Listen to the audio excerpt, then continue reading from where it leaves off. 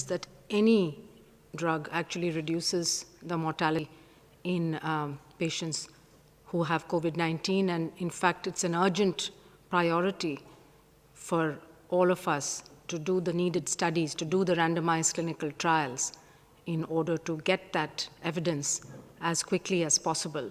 It was very much in favor of and encourages the continuation of randomized trials that are looking at different drugs to reduce mortality, but also to reduce the severity of the illness. And these are the big public health questions that we are trying to answer. And again, to repeat what we've been saying all along, observational study limitations. You can do analyses, but there are so many potential biases in the way that, patients in a regular clinical setting, that the only way to get definitive answers is to do well-conducted randomized trials. And it's particularly important in emergency settings to do these, because that's the only way to find out what really are those drugs or those strategies that will reduce death, that reduce illness, that will reduce infection rates in communities by the science and by the evidence.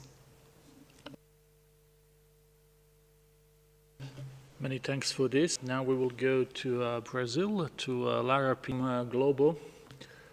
Lara? Hello, can you hear me? Yes.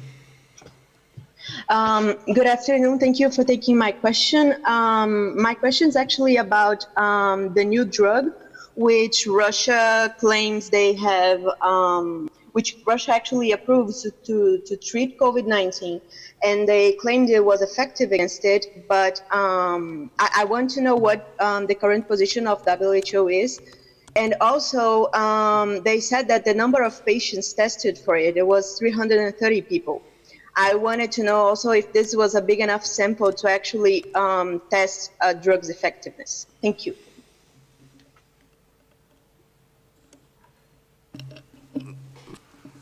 So we have received information that avifavipiravir, which is similar to favipiravir, has been tested, and that the drug that's actually been created by the Russian Direct Investment Fund in conjunction with the Chemical Diversity Research Institute will be provided in Russian hospitals very soon.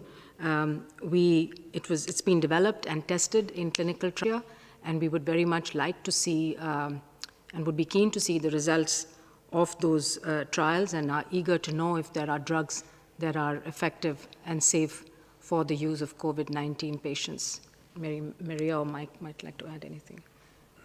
That's the information that we have at the moment. The next question comes from All Africa News, and we have Tammy online. Hello, Tammy. Would you be able to unmute yourself, please?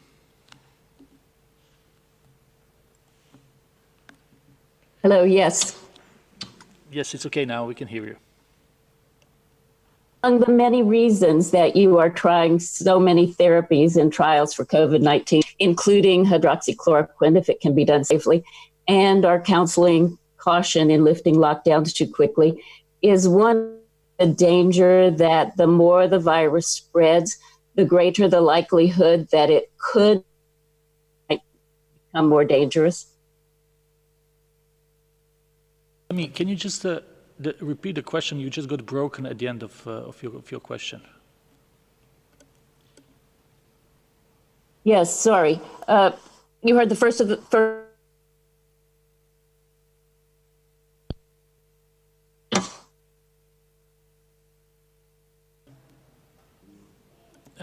Tammy, I'm afraid we lost you. Are you still with us? I am with you. Okay, can please. You hear me? Now we can. Let's try one more time. The final part of your question. Okay, just the last part is among the reasons that you're doing all the things that you're doing, the danger that the more the virus spreads, the greater the likelihood that it could mutate and might make it more dangerous, or is a concern behind the many therapies you're trying and the advice that you're giving on various levels? Thank you very much, Tammy. We finally got the question. Thank you, Tammy, for the question. I'll start, and perhaps others would like to. I mean, the first part of your question around the more the virus spreads, the more of a chance that it can mutate. We've been discussing here at these pressers that there's a large number of scientists who are looking at full genome sequences of the virus that are available by countries all over the world. There are more than 40,000 full genome sequences that are available. Some of those are available on GISAID, and some of those are available on other platforms, in which scientists are looking to see, are there changes in the virus? And as it is a coronavirus, it is a virus, there are normal changes in this virus that one would expect over time. None of these changes so far indicate that the virus itself is changing in terms of its ability to transmit severe disease. But there are many people who are looking at this and are looking at the fine details of the sequence itself to follow up and to discuss whether or not any of these changes can reflect a change in its behavior. But I do think an important point, not about with the more time that this virus circulates, can it become more dangerous? And I think part is yes, because people grow tired. You know, it's very difficult to keep up all of these measures, and we must, remain strong and vigilant to have governments fully engaged and people fully engaged. As these lockdowns are lifted, that has to be done in a slow way. And in some instances, these measures, these public health and social measures, may need to be reintroduced again. And that may frustrate people, which is completely understandable. And that, in a sense, could make the virus more dangerous because people become complacent. And it's important that no one is far from over, and we must continue to practice the hand hygiene and the respiratory etiquette, the physical distancing, listening to our leaders in terms of the measures that they have put in place. Stay home if you're unwell. And those are the types of measures that must remain in place. And so it's just more of a caution that it could become complacent.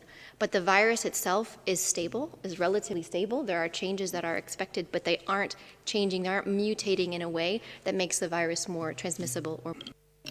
Yeah, and if I could just supplement, because Dr.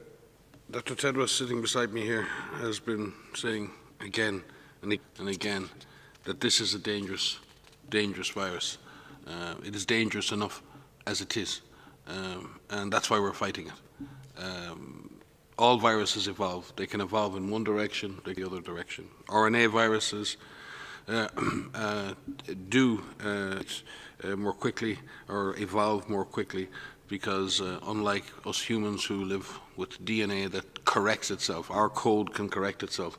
RNA viruses don't have that natural error checking that goes on, and that gives them a disadvantage and an advantage. The disadvantage is they make a lot of mistakes, and many of the viruses don't thrive or survive, but very occasionally a mutation can lead to a transmission or more virulent or less effective in transmission. And in general, in human infection, viruses tend to evolve to live with humans rather than do more damage. That would be a general process of viral adaptation, because it's not in the virus' interest to do too much damage in the host. It wants to survive.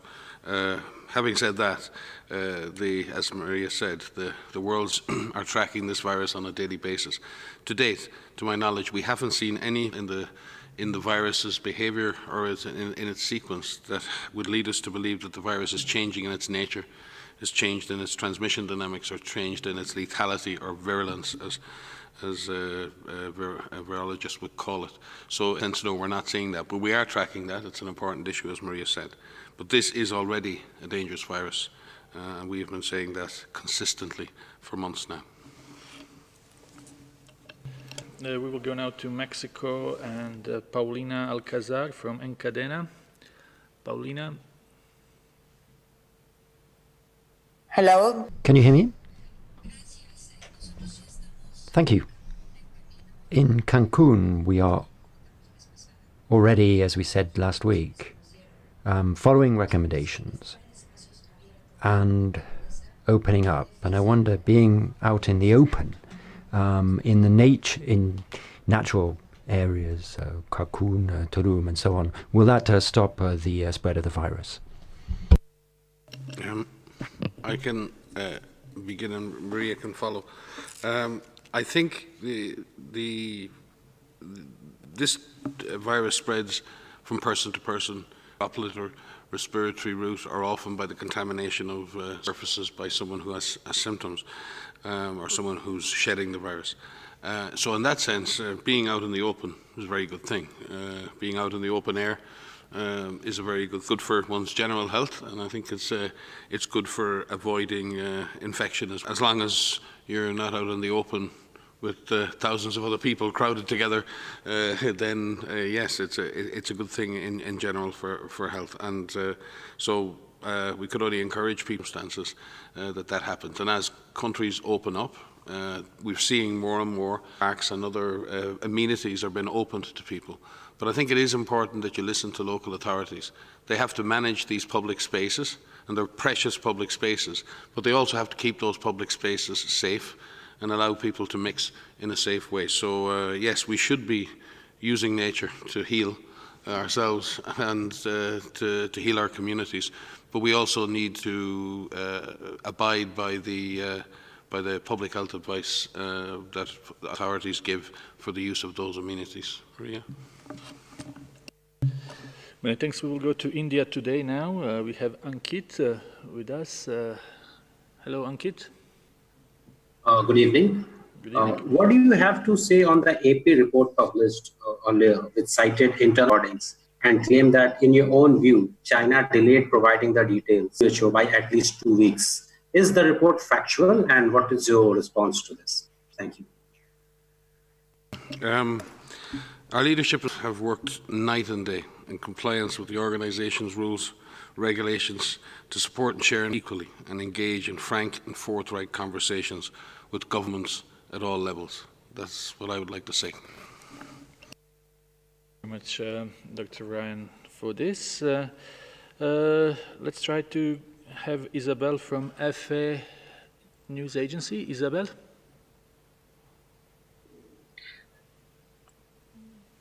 Hello, do you hear me? Yes. Gracias. Thank you. My question is, why is the situation so bad in South America and in Central America, in spite of the fact that many of the countries in the region have taken them very early, including strict lockdowns? And a related question is, as far as we know about the behavior of the virus in other parts of the world, what would you recommend to Latin American governments to stop the spread of the virus? I can begin. I think, first of all, when we look at Latin America in general, it's important, and the Americas in general, it's important to distinguish that, as happened in Southeast Asia, the epidemic is not at the same stage of development in each and every country. The small island states in the Caribbean have done a superb job in containing virus and in stopping disease and in saving lives. But we are very concerned about Haiti at the moment because of its unique circumstance, its unique fragility, and the fact that the disease is accelerating in a highly vulnerable population. And I think you can say the same on each sub-region for the Central America, similarly about the disease situation in places like Nicaragua, different scenario in other countries. Similarly, in South America, we see increasing continued intense community transmission in places like Peru, in Brazil, and in other countries.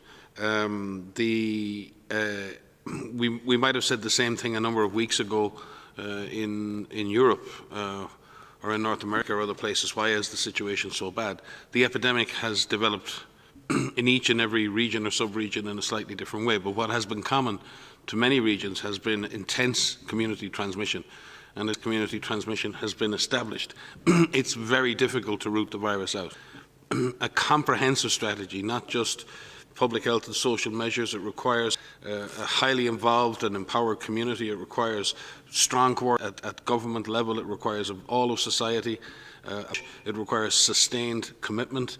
And it also, even in those situations, even in those situations, you see particular settings in which the disease can take off and cause a tremendous amount of suffering and death. We see that scenario in Europe and in North America in long-term care facilities. We've seen that emerge in closed settings, in detention centres, in others. So there are particular settings in which the disease can amplify and cause more difficulties. We've been saying again and advising since the beginning of this global epidemic that it's this ability to a whole series of measures across society that allow a country to bring a disease under control, continue to suppress the virus, and ultimately exit all of these measures. We've seen many good examples of that. And it's not that every country has done the same thing. What's been remarkable in this is that countries have done slightly different things according to their countries that have been successful have done is they've taken all those measures. They've been very serious about community engagement. They've been very serious about educating people and bringing the community along with them. They've been clear in their communications. They've let the response be driven by science.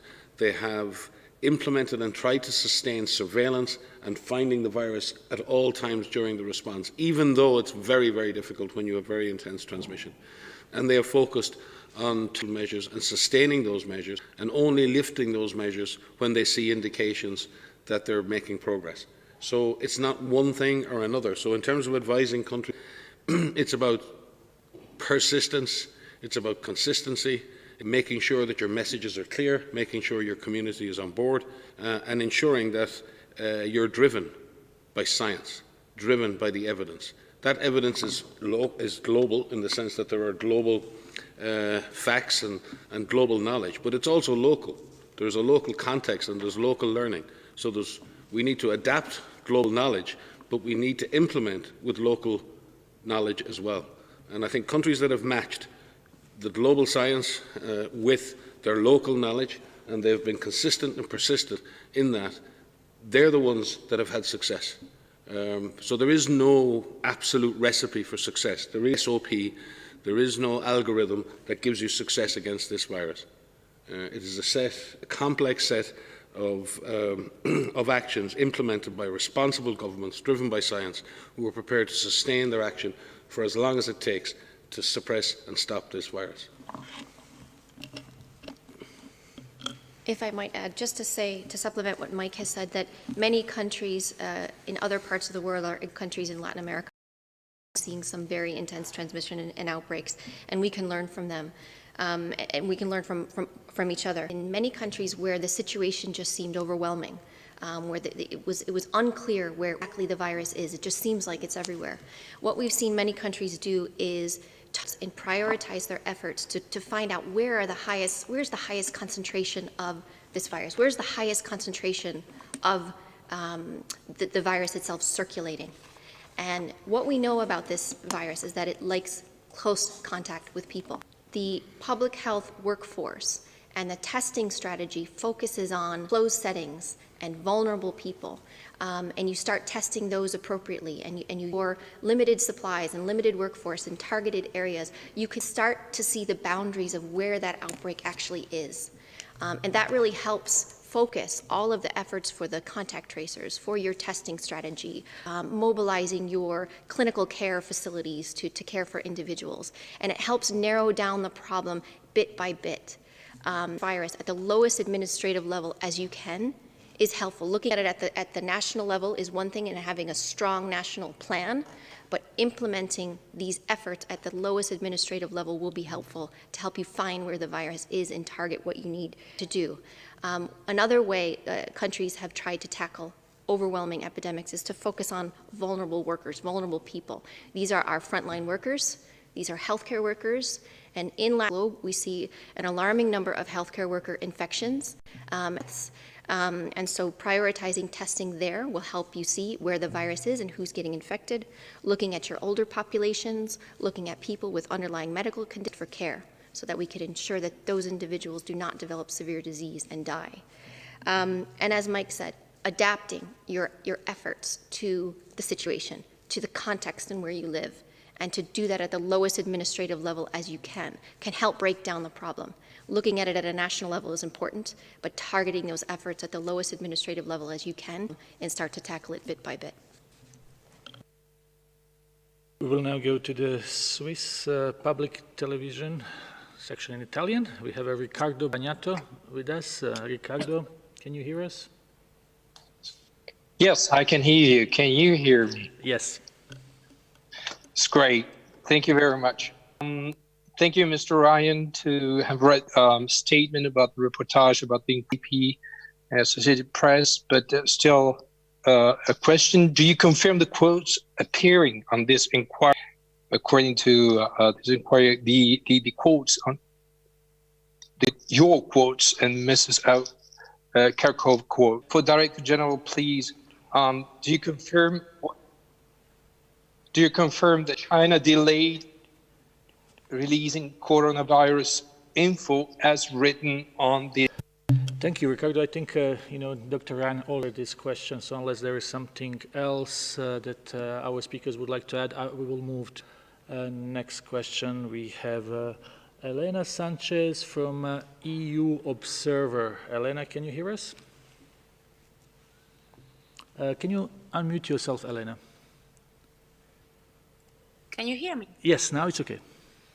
Yeah, actually, it's a follow-up on the question of my colleague just made. I don't want a confirmation exactly on the topic, but I was wondering more how this kind of reports can affect actually the relationship between China and the WHO. Well, I think the answer will be just the same as to our friend Ricardo from Swiss TV, that Dr. Ryan has a topic. So unless there is something else to add, we will move to Health Policy Watch. We have a Gracie online. Gracie? Yes, can you hear me? Yes. Hi, thank you so much for taking my question. So I have a question regarding the recommendations for public use of facial coverings.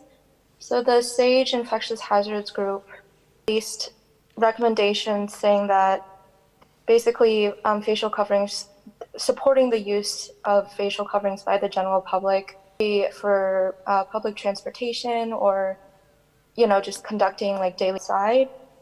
And I was wondering if the WHO is planning on updating official guidance on mask use to follow those recommendations. Thank you very much. So thank you very much for that question. Yes, indeed, the STAG, the Strategic Advisory Committee for Infectious Hazards, did release some notes from a meeting that they had. And we are planning to update and release new guidance on the advice of the use of masks in the coming days. But just to outline that WHO works with a large number, including the STAG, as well as expert networks that are global expert network and guideline development committees and civil societies to evaluate all available literature on a variety of topics, including the use of masks. But I think what is important is from our April 6th guidance, what we did put out and what we continue to say is that masks are not enough. Masks must be used as part of a comprehensive strategy for COVID-19, including all of these public health measures, test, treat, isolate, trace and quarantine contacts, all of these measures. And in our April 6th did is outline a number of situations and support for decision makers in taking decision about how could potentially be used. And in that guidance, we outline in settings where, for example, physical distancing couldn't be achieved, that a mask could be considered. And so we are seeing a number of countries across the world now adopting that and indeed using our guidance, making decisions to say in situations where we can't do these public health measures and we can't, a mask would be useful. And so we're actually trying to track that to see with masks, but with all of the interventions that countries are using and how this is adopted at the country, at the national and indeed the subnational level. But we will be issuing guidance in the coming days. And just to add in that context, and to confirm what Maria said, we have said in this presser on a number of occasions that we would fully support countries implementing broader use of masks in specific as part of a comprehensive strategy. Our concerns we're using masks as an alternative to all measures. Masks should be additive to the risk management process. There's no zero risk, unfortunately, in this fight against COVID-19. We're all experiencing that as we move back to work, we move back to school. Everyone is concerned. What are the risks? How can I reduce risk? How can I manage the risk to me or my family? We see masks as part of that continuum of risk management, not as an alternative to public health intervention, not as an alternative to physical distancing, not as an alternative to surveillance, not as an alternative to lockdowns, but as part of a comprehensive, evidence-driven strategy to be able to rebuild our economies and rebuild our societal interactions. And in specific reference to the use of face coverings at general population level, and Maria is right, I mean, the team will be issuing updated guidelines across a range of issues related to masks, not just community use of masks, but I also think masks in other settings. But with regard to the use of masks at community level, they would mainly be used for the purposes of source control. In other words, for people who may be infectious, reducing the chances that they would infect someone else. And I would again, if someone is symptomatic, they should be at home or they should be in a medical care facility. And therefore we need to be really, really careful with the use of masks for source control. There are always situations in which someone is unaware of their symptoms, and then the use of masks for source control could be a useful additive, but it is not an alternative. And let me say it again, it is not an alternative. Like individuals moving about within our communities is not a good thing, and masks are not an adequate way of managing that risk. Is supporting that symptomatic person with adequate care, ensuring that we identify all of their contacts, that their contacts quarantine for 14 days and supported in that quarantine. And in that context, that is the primary and best way to manage this. And as Maria said, masks are a potentially important adjunct, and many countries are using that in a very, very measured and a very, very credible and a very, very responsible way. And I think our guidance will reflect that responsible use. Hey, thanks, Dr. Ryan. So let's go to the next question. We have Jeremy from RFI. Jeremy? Can you hear me? Yes. All right. Thank you so much for taking my questions. Hello to everyone. I will ask my question, if I may. Following your announcement about hydroxychloroquine and the fact that you are reintegrating it into the Solidarity trials, is that an approval of hydroxychloroquine? Does that mean it's not dangerous? Does that mean that WHO in the next few days may actually decide to exclude it again in the next couple of days? I think we have to be very careful these decisions. So when we announced last week that we were temporarily suspending the enrollment into the hydroxychloroquine arm of the Solidarity trial, it was based on some reports of increased mortality that was described in a large group of patients, and increased mortality among those taking hydroxychloroquine compared to those who were not.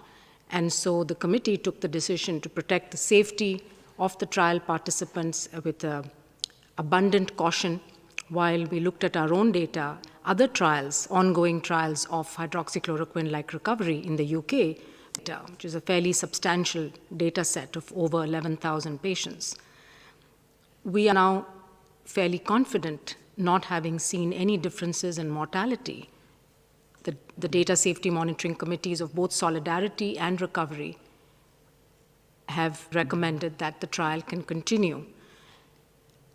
We're still talking about a clinical trial that's testing this drug for its efficacy and safety among patients who are hospitalized with COVID infection.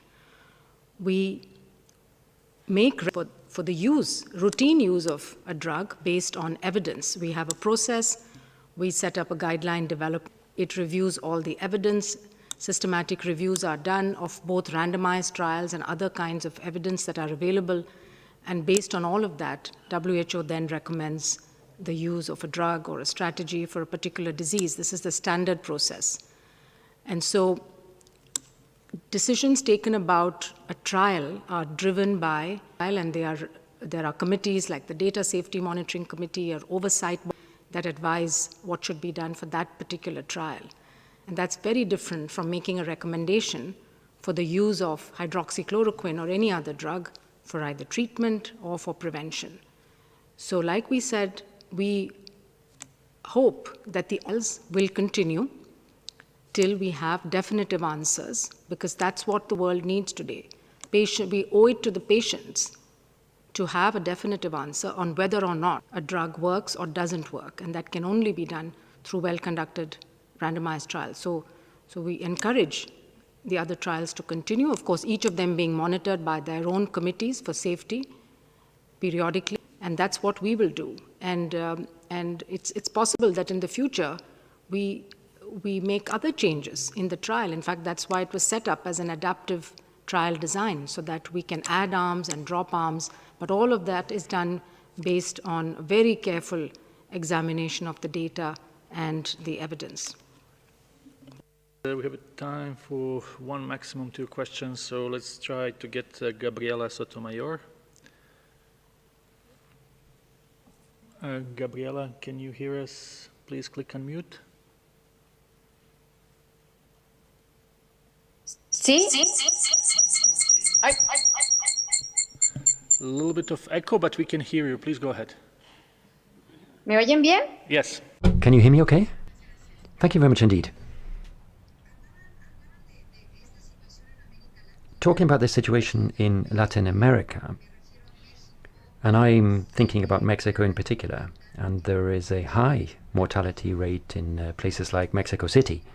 My question for you is, do you think that environmental pollution, which is very high in some cities in our country, may have an impact on the spread of COVID-19 and on the illness in patients? Do you think that high doses of vitamin D and vitamin C could help to strengthen people's immune systems so that they could resist the illness more effectively? Perhaps you could comment on that. Thank you very much indeed.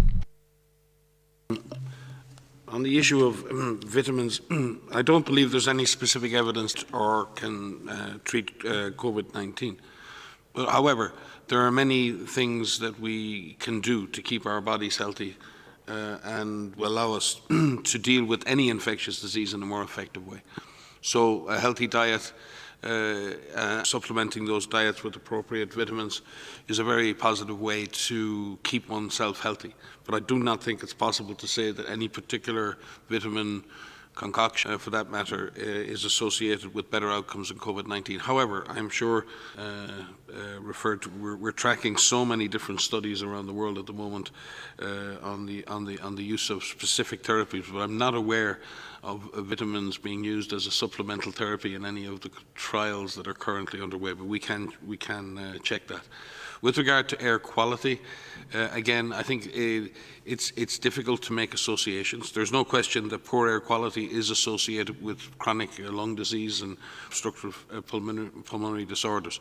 And we do know that people with underlying chronic conditions of the respiratory system and heart and cardiovascular system have higher mortality rates in this. So it's logical to assume that if someone already has damaged lungs from outdoor or indoor air pollution, it is logical to assume that they will virus, especially if they become clinically unwell. I'm not aware, and Maria may correct me, not aware of any specific studies that have associated air pollution with worse outcomes, but it's a very interesting avenue of study, and we do know that for certainly indoor air pollution is associated with much higher rates of respiratory disease in children and sometimes worse outcomes. So there's no question plays a role in both the incidence and severity of severe acute respiratory diseases. I'm just not quite sure whether this has been proven in the case of COVID-19. So it hasn't yet, but it doesn't mean that those studies aren't underway. I'm not aware of studies specifically looking at pollution. But I do want to add to what Mike has said is that we have seen quite substantial during this pandemic with the reduction in people's movement. We've all seen images of the sky and in certain cities that have been quite heavily polluted. And it comes back to something the Director General has said previously, and WHO has been saying, is not only do we build back better, but we build back greener. And there's an opportunity here, to use this time to not only help our public health infrastructure on universal health coverage, but also to have a safer environment. Because as people with underlying conditions, especially people with chronic cardiovascular disease, chronic respiratory disease, do have a proven higher risk of developing severe disease and death associated with COVID-19. So that is something we do know, and anything that puts people at an increased risk of developing those chronic conditions will put them at an increased risk for severe COVID-19 disease. Thank you. I think we will have an audio file available as well as transcript.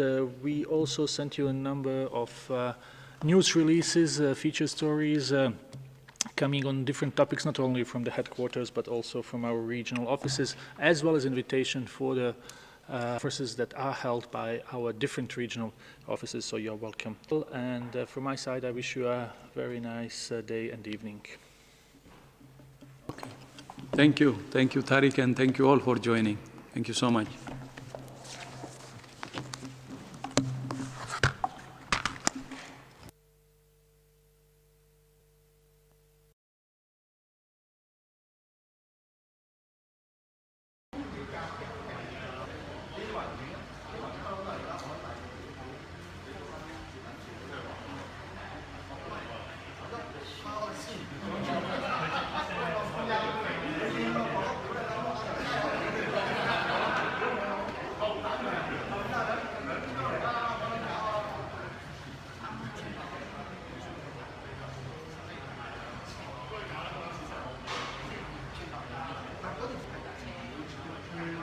其實我又唔係好明點解 Suki 你會話阿筆筆叫做拆差筆咯，其實我真心唔明。Win 你 OK， 我嗌名啦，我成日都冇嗌你名，而家我嗌返。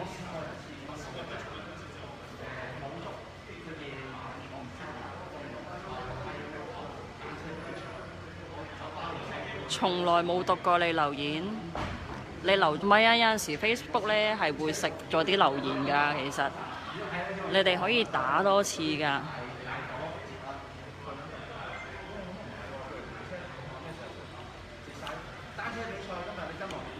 我哋冇唔讀你哋啊，係真係有陣時 miss 咗咁係啦。點解現場啲人咁開心喺度現場介紹？其實佢哋街坊嚟嘅，咁可能都係落嚟望下而家嘅現場。我都冇叫你。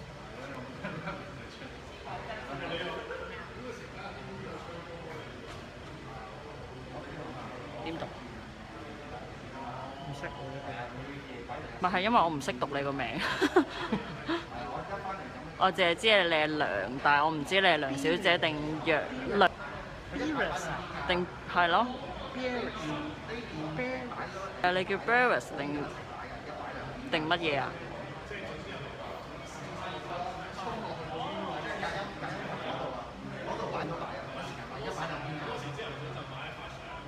等咗火爐好耐。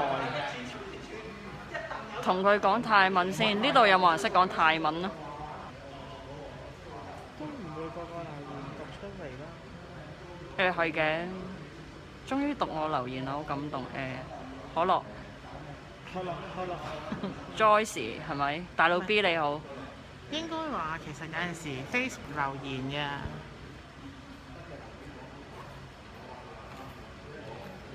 得。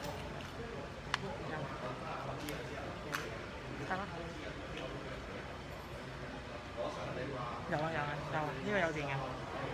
我冇手啊，其實我又識支條線出嚟。喂，等。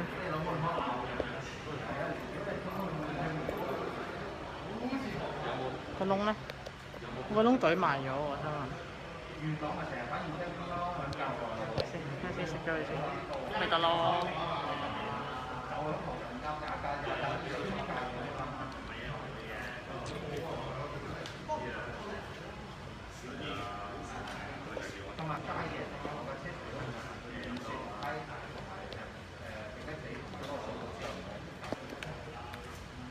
OK， 對啊，對咗入去。唔係咩？學樂有咩分別啊？你個名？點解啲人可以出入？車主啊？車主定街坊咯？我諗佢哋應該係。薩瓦迪卡。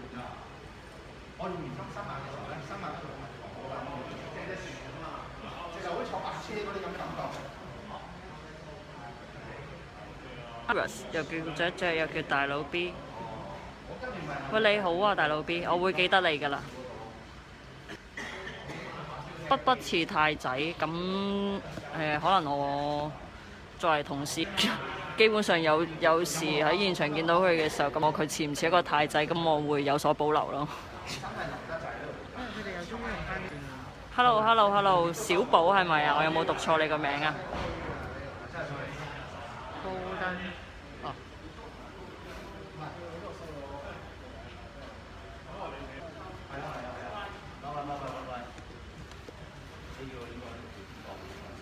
我唔欣賞你做咩啊？Peter Chan 邊個唔欣賞？做咩唔欣賞佢啊？架車度着火，我相信都應該係。唔係，其實係抌燃燒彈，咁然之後白色嗰架車係無辜波及咯，就係、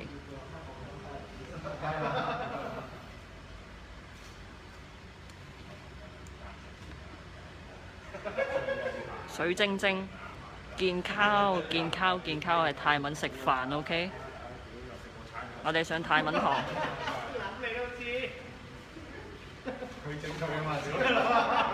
OK 啊，我哋自己會小心。北真人係唔似太仔嘅，冇人話佢似太仔啊，係你嗌我水晶晶 ，Come on！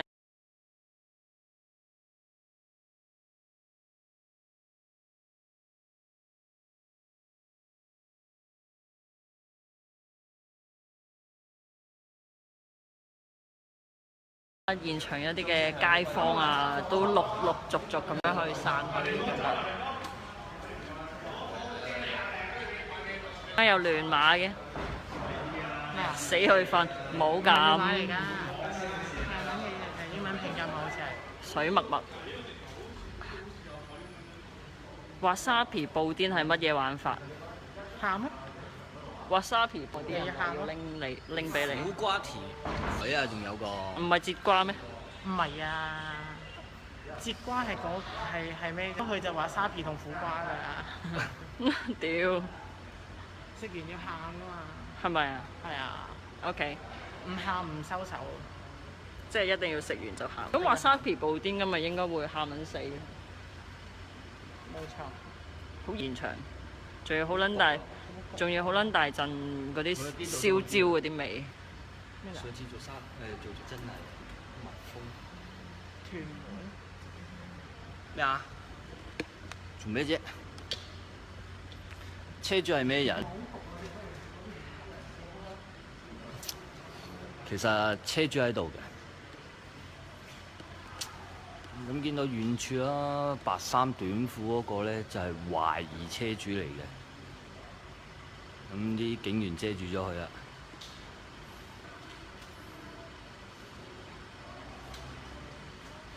愛高登，唔喊冇課金。又唔喊冇課金？你哋快啲課金啦！你唔課金點喊呢？其實而家都未知咩事，我都想轉頭鬥下個車主。咁其實而家佢都仲喺裏邊。咁大鑊，冇水啊！冇水啊！水地下大，要水啊！嗱，成地都係。我明明冇申請上鏡。絕對要啦！支持 PS 就課金俾高登啊嘛。日台長都話係啊，係要 GS 大課金俾高登。冇錯，台長喺度倒佢自己米啊！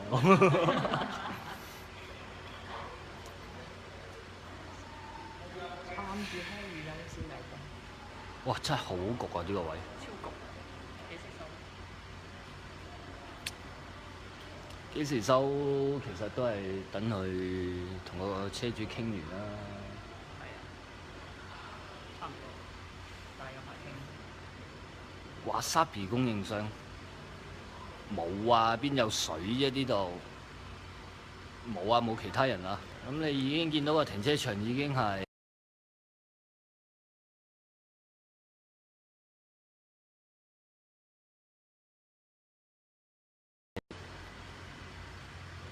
冇晒人嘅啦，其實就係得返我哋高登嘅人喺度噶啦，乜都冇。哈魯苦瓜，哈魯華沙比。聽日可能真係多區會直播啊！我哋真係留意啊！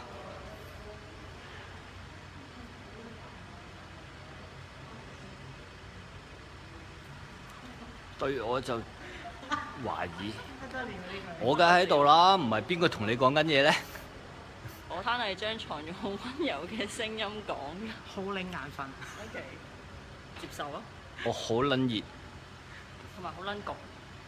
冇錯。北北喺度啊！Hello 太仔喺度啊！太仔。係咯，咩事啊？啲人話你似太仔喎。喂，咩環境啊？呢個係冇反應喎。喂，你好啊，你好啊，呢個係假太仔，但係我明。真。我隔離依間嗰個喺度話地卡你啊！是諗蛋。唔係啊！呢個情調幾好啊，黑蚊蚊咁樣。哇！地皮仔喎。做咩事係？去，交翻俾你。哇！頂你。係咯，對皮嘅。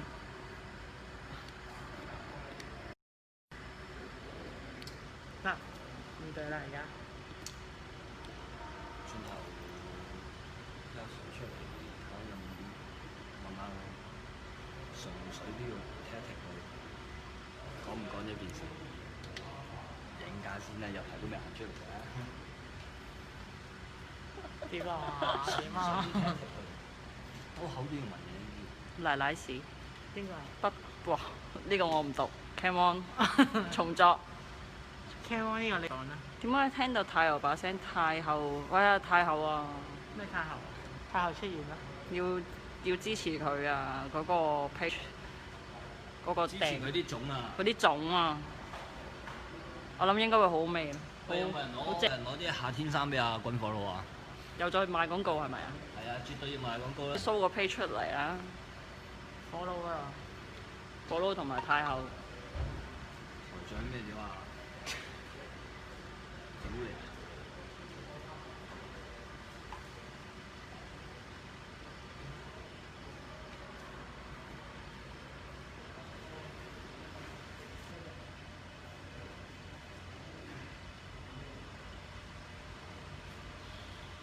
訂咗就好啦，因為我都想訂。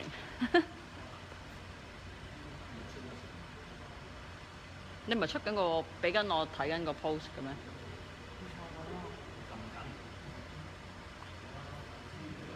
真係慢嘅呢個人，喺度掛住覆 message 嚇，正經嘢唔做。我哋賣咗呢個植入式廣告，高登太后。高登太后，哇！見到都想食係咪先？嗱，記得要嚇，嗰個叫咩啊？冇出圖啊！買係咯，記得要支持，去上堂學訂種。好啦，跟住輪到軍火佬，火哥呢個，咁就佢嘅九龍城啊，賈炳達道63號地下，咁就主力係收一啲嘅夏天舊衫，咁就唔好俾冬天嘅佢啦嚇。大家收唔收？咁啊呢個火鍋同埋高太后嚇。呢啲做嘢啊呢啲嚟。不如換我部機開啊，好冇？我好黑，其實我睇唔到前邊。換唔換啊？但係你諗住開幾耐啊？我諗佢哋應該要出嚟就散。佢呢啲可能係暫時。咩攞住先？我 set 一 set 部機先。太黑啦，真係睇唔到嘢。睇唔到啊！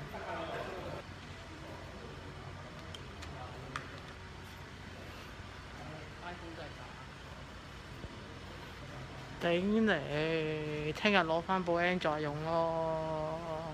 要啊！聽日你唔係諗住用 iPhone 係嘛？係咪都要用 iPhone 噶啦？可能晏晝用 iPhone 咯。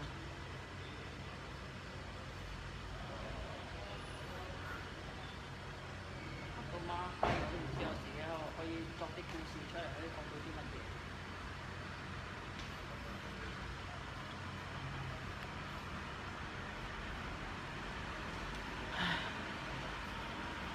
點啊？大家講緊啲咩㗎？即係答話，相信呢班係鑑證科嘅人員啊。先。哦。執咗。好啊。iPhone 睇係冇事嘅，但係 iPhone 用夜晚去影相啊、錄影嗰啲係全部都係比較暗嘅。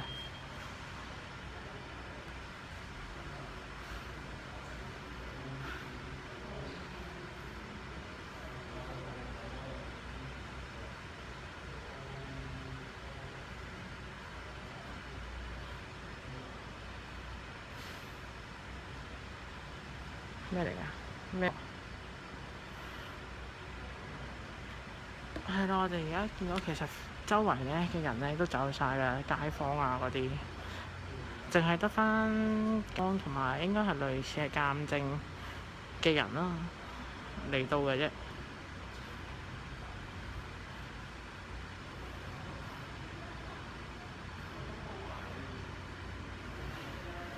其實佢哋埋架車度影下相啊，檢查啦叫做。唔係車主仲喺度嘅，街坊走晒啫。車主就喺便衣啊嗰度咯。而家我哋睇唔到，因為其實佢哋都遮住咗。我哋見到類似鑑證嘅人啫。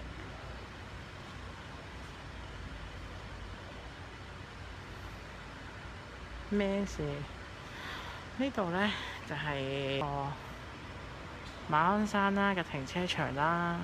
咁就發生咩事呢？就係相信有兩架車就被縱火啦。咁呢就兩間頭呢都係已經全部損毀㗎啦。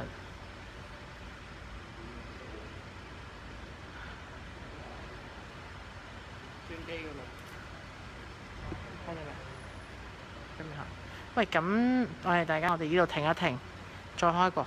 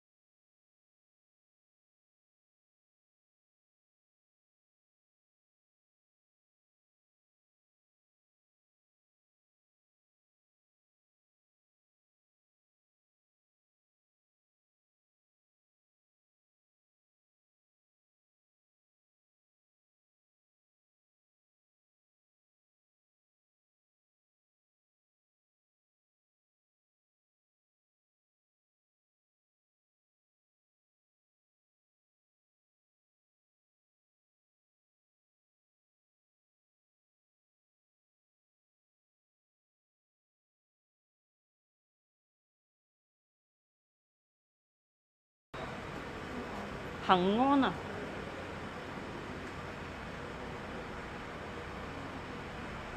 冇錯冇錯，轉咗一部機啦，而家應該係會清好啲噶啦，清啲噶啦。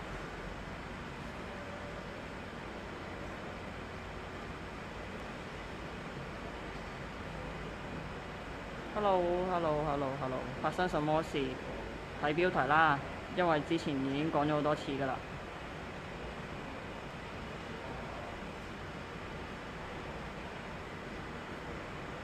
現場啦，呢度馬鞍山錦安苑嘅停車場啦，咁然之後我哋嚟到已經見到係有2架私家車車頭損毀啦，咁就係封嘅汽車爆炸案。咁相信頭先了解過，就係灰色呢一架車前邊啦，灰色呢一架，咁就係因為俾人抌呢一個嘅燃燒彈，然後就無辜咁樣咧就波及咗隔離白色嗰架私家車嘅。咁頭先啱咧就已經係見到有一啲嘅 CID 啦，咁就現場搜證，咁相信頭先就有鑑證嘅警員啦，咁樣亦都係到場嘅，現場亦都係設起咗一啲嘅封鎖線啦，冇錯，就係咁啦。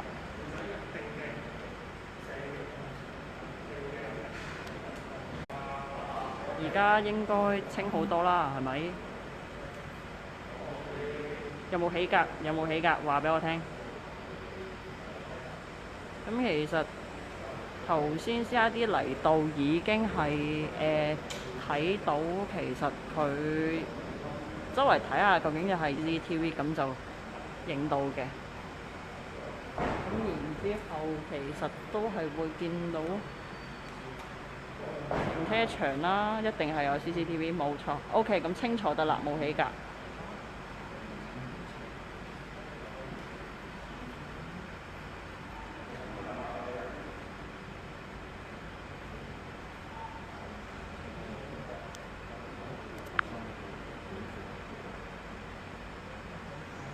你部車喺呢個現場真㗎？咁唔知啦，係咪？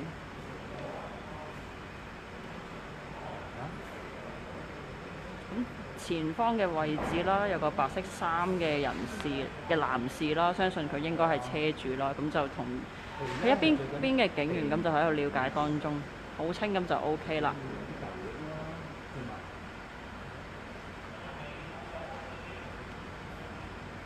4仔冇格仔，深啲啊！呢句説話有機會會俾人話好唔得體嘅，係咪先？有一啲嘅細妹。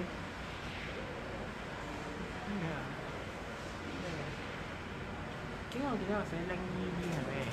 哪裏拎姨姨啊？上幾段咯，就叫拎姨姨咋。拎婆婆啊！佢唔係講，佢係嗌緊啲觀眾，你想死啊你！佢係喺度自己啲觀眾呼，你做乜嗌人哋拎姨姨啊？我叫緊你啊！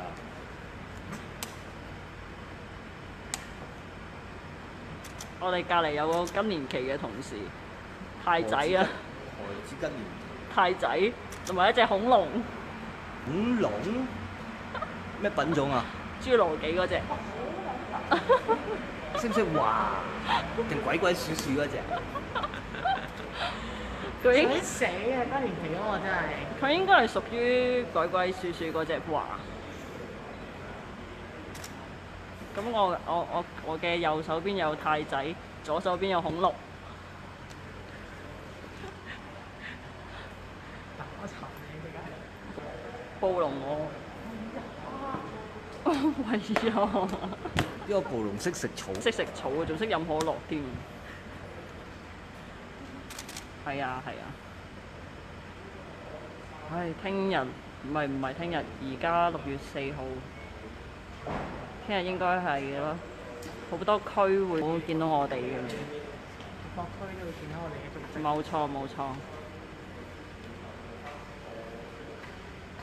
凌姨姨好，我唔係姨姨，我係妹妹啊。好明顯我就係一個妹妹啦，係咪先？恐龍就配姐姐㗎嘛，係咪先？拎住啦。咩料下你？啊，凌姨姨好，繼續凌姨姨。歐風嘅突然間。喂，hello，大家好啊。邊啲啊？咩人好煩啊？即刻清。乜事？有懷疑縱火。現場仲有邊間冇啦？現場係得。現場得我哋嘅。現場得我哋㗎咋。咁我哋唔係淨係做社區㗎嘛，做都係走㗎嘛，做係咪先？咩有回音啊？可能係因為喺停車場入邊啊，所以就有回音咯。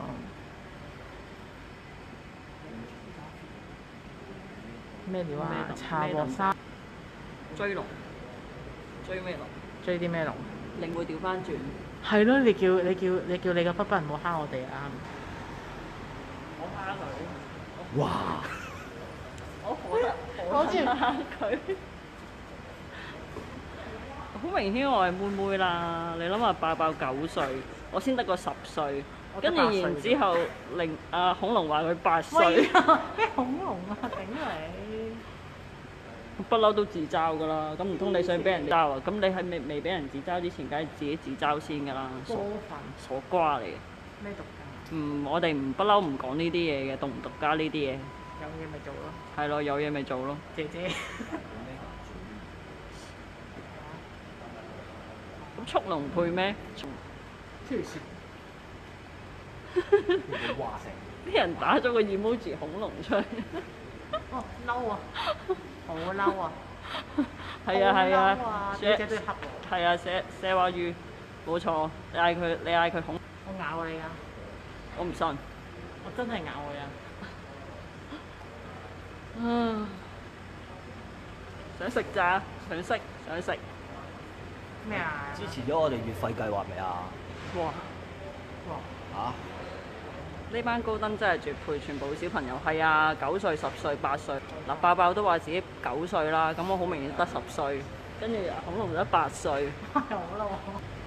你啲細係錯嚟㗎。然之後阿太仔7歲，係咪先？全部都小朋友嚟嘅，刨開嚟聽下，叫你。表姐，你係咪咁樣玩啊？我哋最叫你刨開嚟聽下。我哋最大嗰個應該係軍火佬。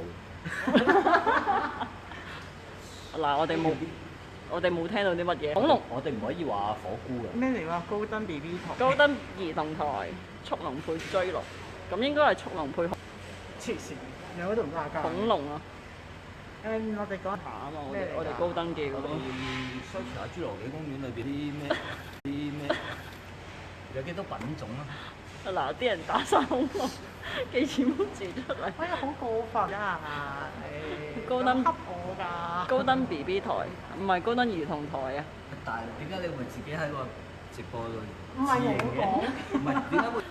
係啊，爆2019年9歲，今年係10歲，都係嘅。咦？咁我呢邊9歲啦。咦？爆半嘅。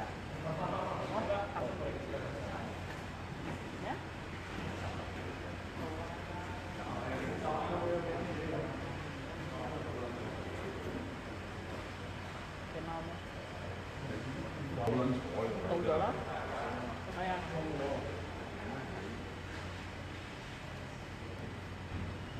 期啦，冇蝦琪琪好 enjoy 俾人話係恐龍嘅。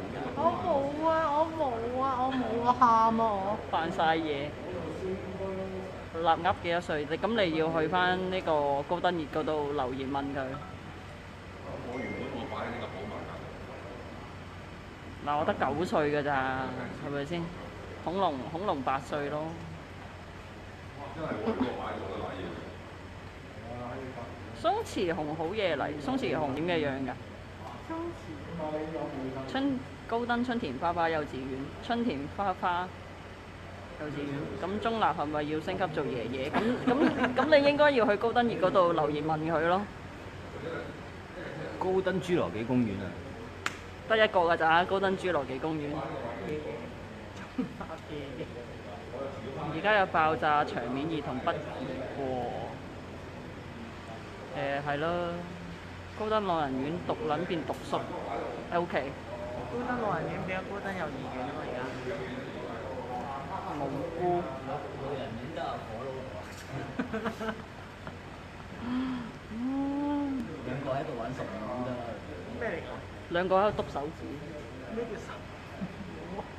老人院加幼稚園，冇錯冇錯。嗱，但係咁高登園應該要新增恐龍，係啊，有冇人幫佢？有冇人幫佢畫？即係喺呢個上面個 page 嗰度咧，然之後畫隻公仔係代表恐龍，就係代表阿火麒。佢喺度爆炸啊嘛！火麒麟。火麒麟咧。佢個手臂咪就係火麒麟咯。成個車頭都冇咗。點？你點拖走？我有嘅，偷咗幾手踩咯喺度。係啦，白色衫呢個應該係車主嘅，如無意外。咁已經係1點幾啊，小朋友早啲翻屋企瞓覺。呢個着燈真係着得好好。哇！損毀到咁樣，佢完全個頭冇咗啊！燃燒彈，跟住然之後無辜波及隔離白色私家車，諗起都肉赤。OK， 我場係冇得 cam 㗎。我要鬆弛紅包㗎。我要鬆弛紅旗旗，鬆弛紅旗旗揾你。邊個鬆弛紅啊？咪邊個揾我啊？呢個先啦，個停車場係唔會包啲人嘅。肯定唔包啦。佢其實係俾人撞啊，個人買樣咧，全部都唔會包㗎。喺停車場入邊唔包，保險唔。停車場唔會，除非個人為有嘢跌落嚟啊，上面啲柱跌落嚟啊，冧落嚟咧，佢就會賠啦。而家咁樣。好好地一個新聞台，好好地一個新聞台，點解會變咗幼稚園？唔係高登新聞。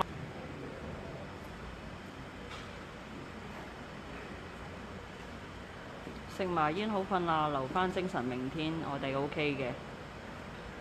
聽日真係要留意住啊！隨時多區直播啊！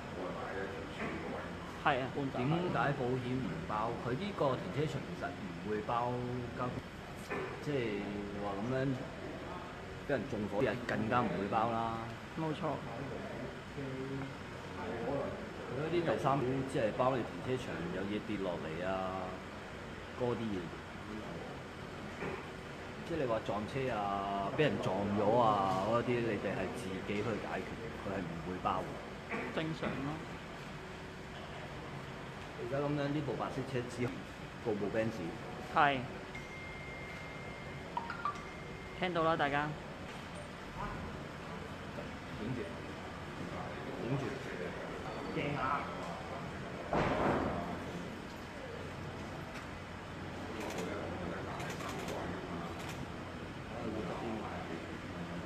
見到有 CID 嘅警員啦，咁就踎低身，咁就喺呢個嘅私家車度，咁就喺度執緊一啲應該係一啲證物嘅嘢啦，都喺度。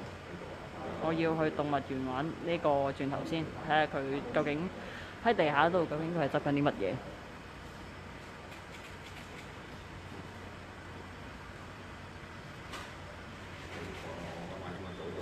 見到啦，咁其實佢手上係揸住一袋嘅證物啦。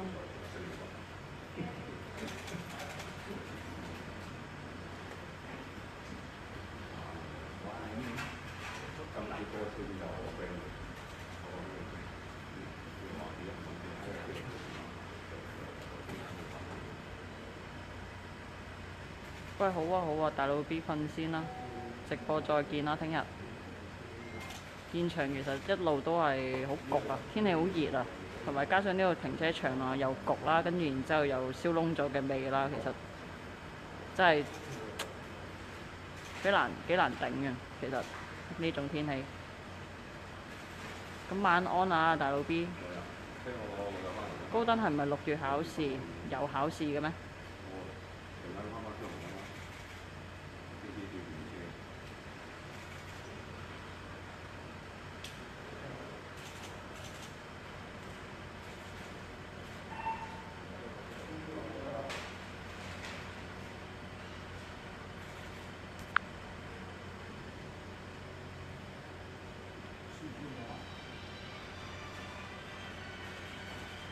最未盡。夠唔係起價起得咁勁。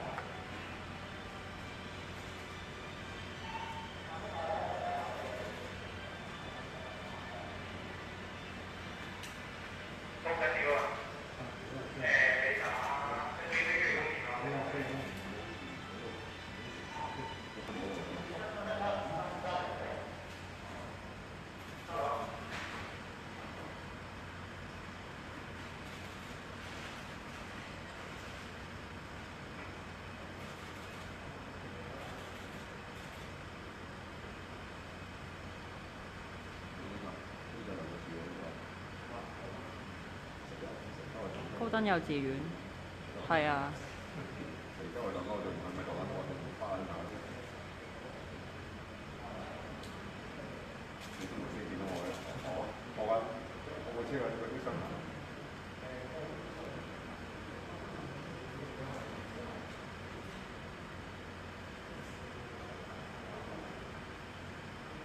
大把人嘅鈴聲都係咁。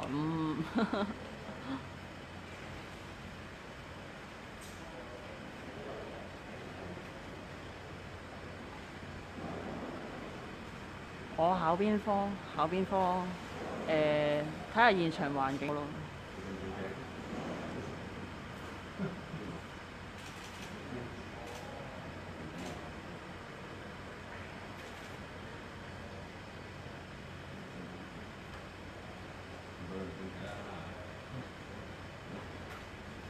歷史堂嗰個今日唔喺度。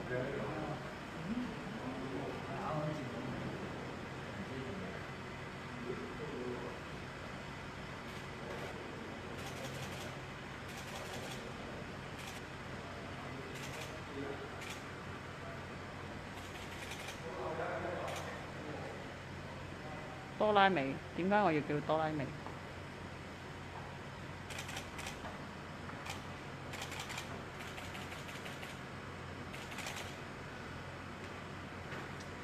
點解佢係要成日不停影？唔使睇㗎，不停影。嗰個總之係不停去影，不停去影。你同我講，你同佢講。不停去影唔使實體啊！科技你就係見點解啲人不停咁樣戳，不停咁樣戳咧？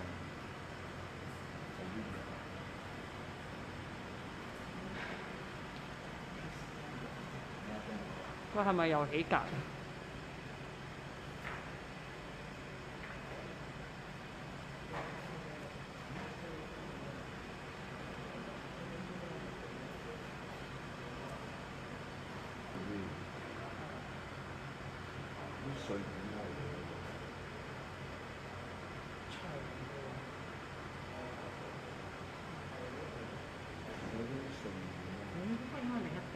俾你。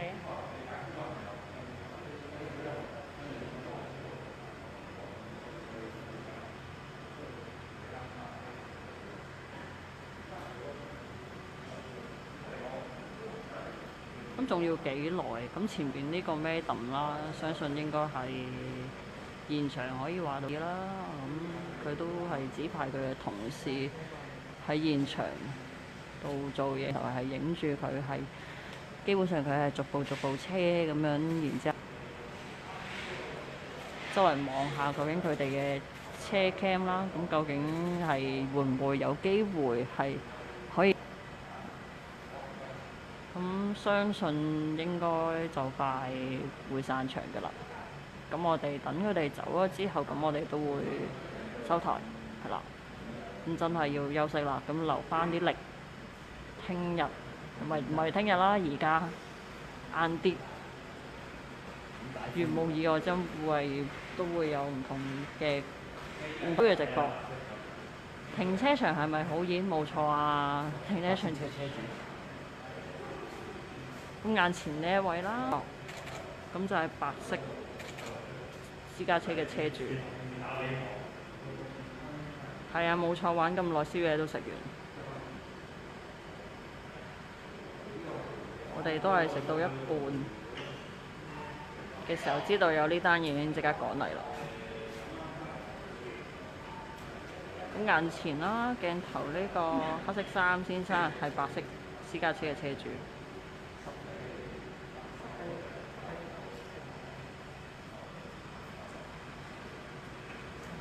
Ring can。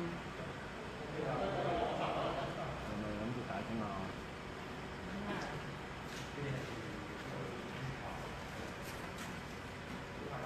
而家見到咧，警員已經係將封鎖線啦，咁就已經拆咗㗎啦。喂 ，hello 啊 ，Ring can，咁耐先嚟嘅。可以買，但唔好搞到嘢得，唔好掂部車。哦，好。買得去嘅。收到。攞盞燈打俾佢，開緊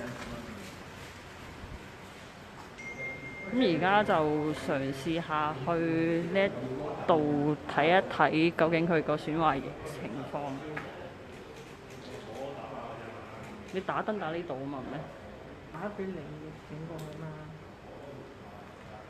就係見唔見到損毀嚴重？冇錯，冇錯，就去隔離望一望。我睇埋另一架，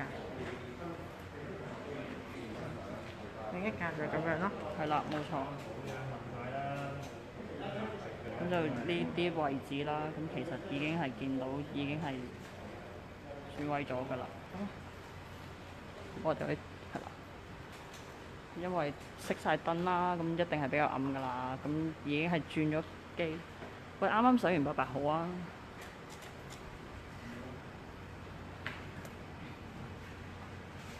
冇錯，我哋見到嗱有同事就已經係影緊相啦，咁然之後見到 show 出嚟。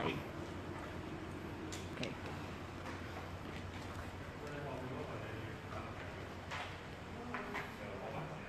可唔可以講下幾點俾人訂夜晚燒？10點幾，10點幾，夜晚10點幾。有冇話係啲咩嚟嘅？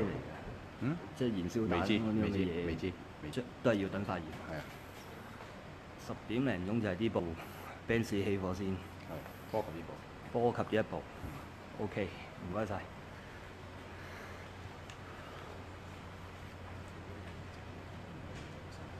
我知，盡量唔好影到。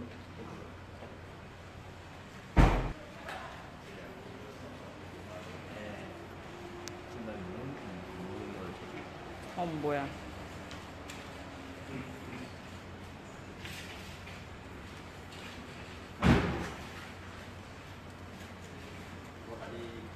咁聽到頭先啱啱位警員就話10點零鐘就係呢部 Benz 首先俾人中逢有波及隔離白色車。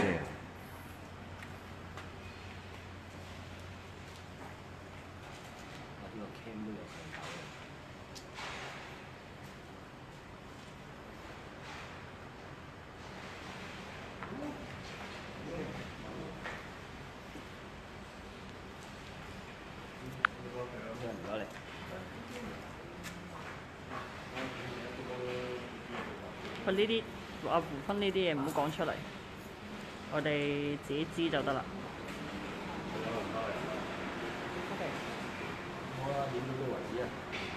冇啦，咁就基本上而家其實要影嘅同埋要問嘅原因，亦都清楚知道晒㗎啦。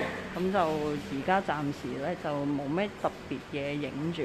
咁因為咁，我哋就決定到聽日留意返我哋嘅分區直播啦。好啦，再見啦，咁多位，拜拜。拜拜，拜拜，拜拜，拜拜。我哋收台啦，拜拜。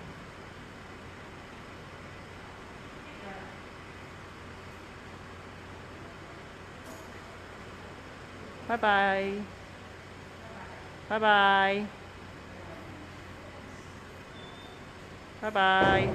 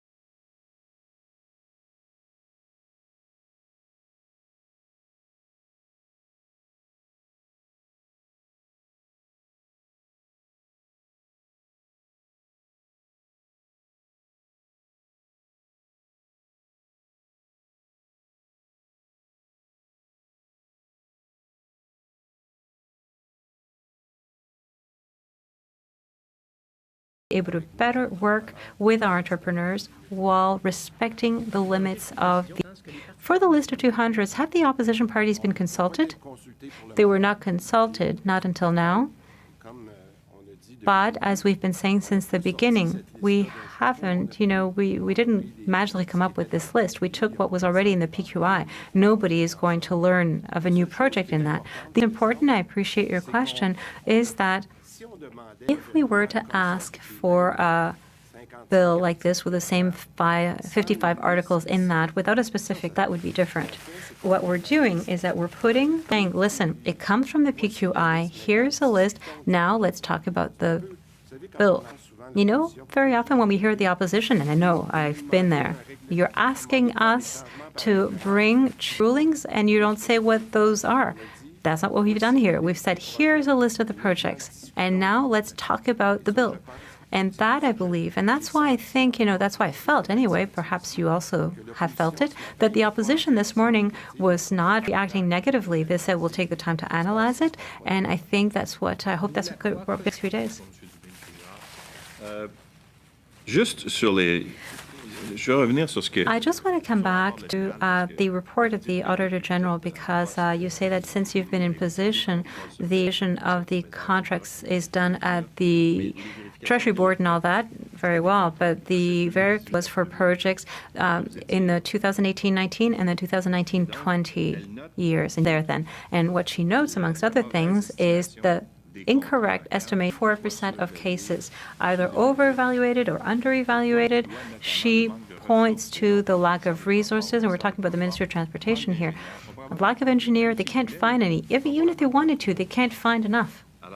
So that makes it that there's a bad evaluation. We base ourselves a lot. We are dependent on the engineering firms who are called upon more and more because it has increased since 2019, 2020. We're now at 270 million in contracts given to engineering firms. So how can you tell us that there is no problem in the attribution of contracts since you've been there, whereas the Auditor General is saying the opposite? And what she says is, we looked at what's going on. The evaluations are not well done.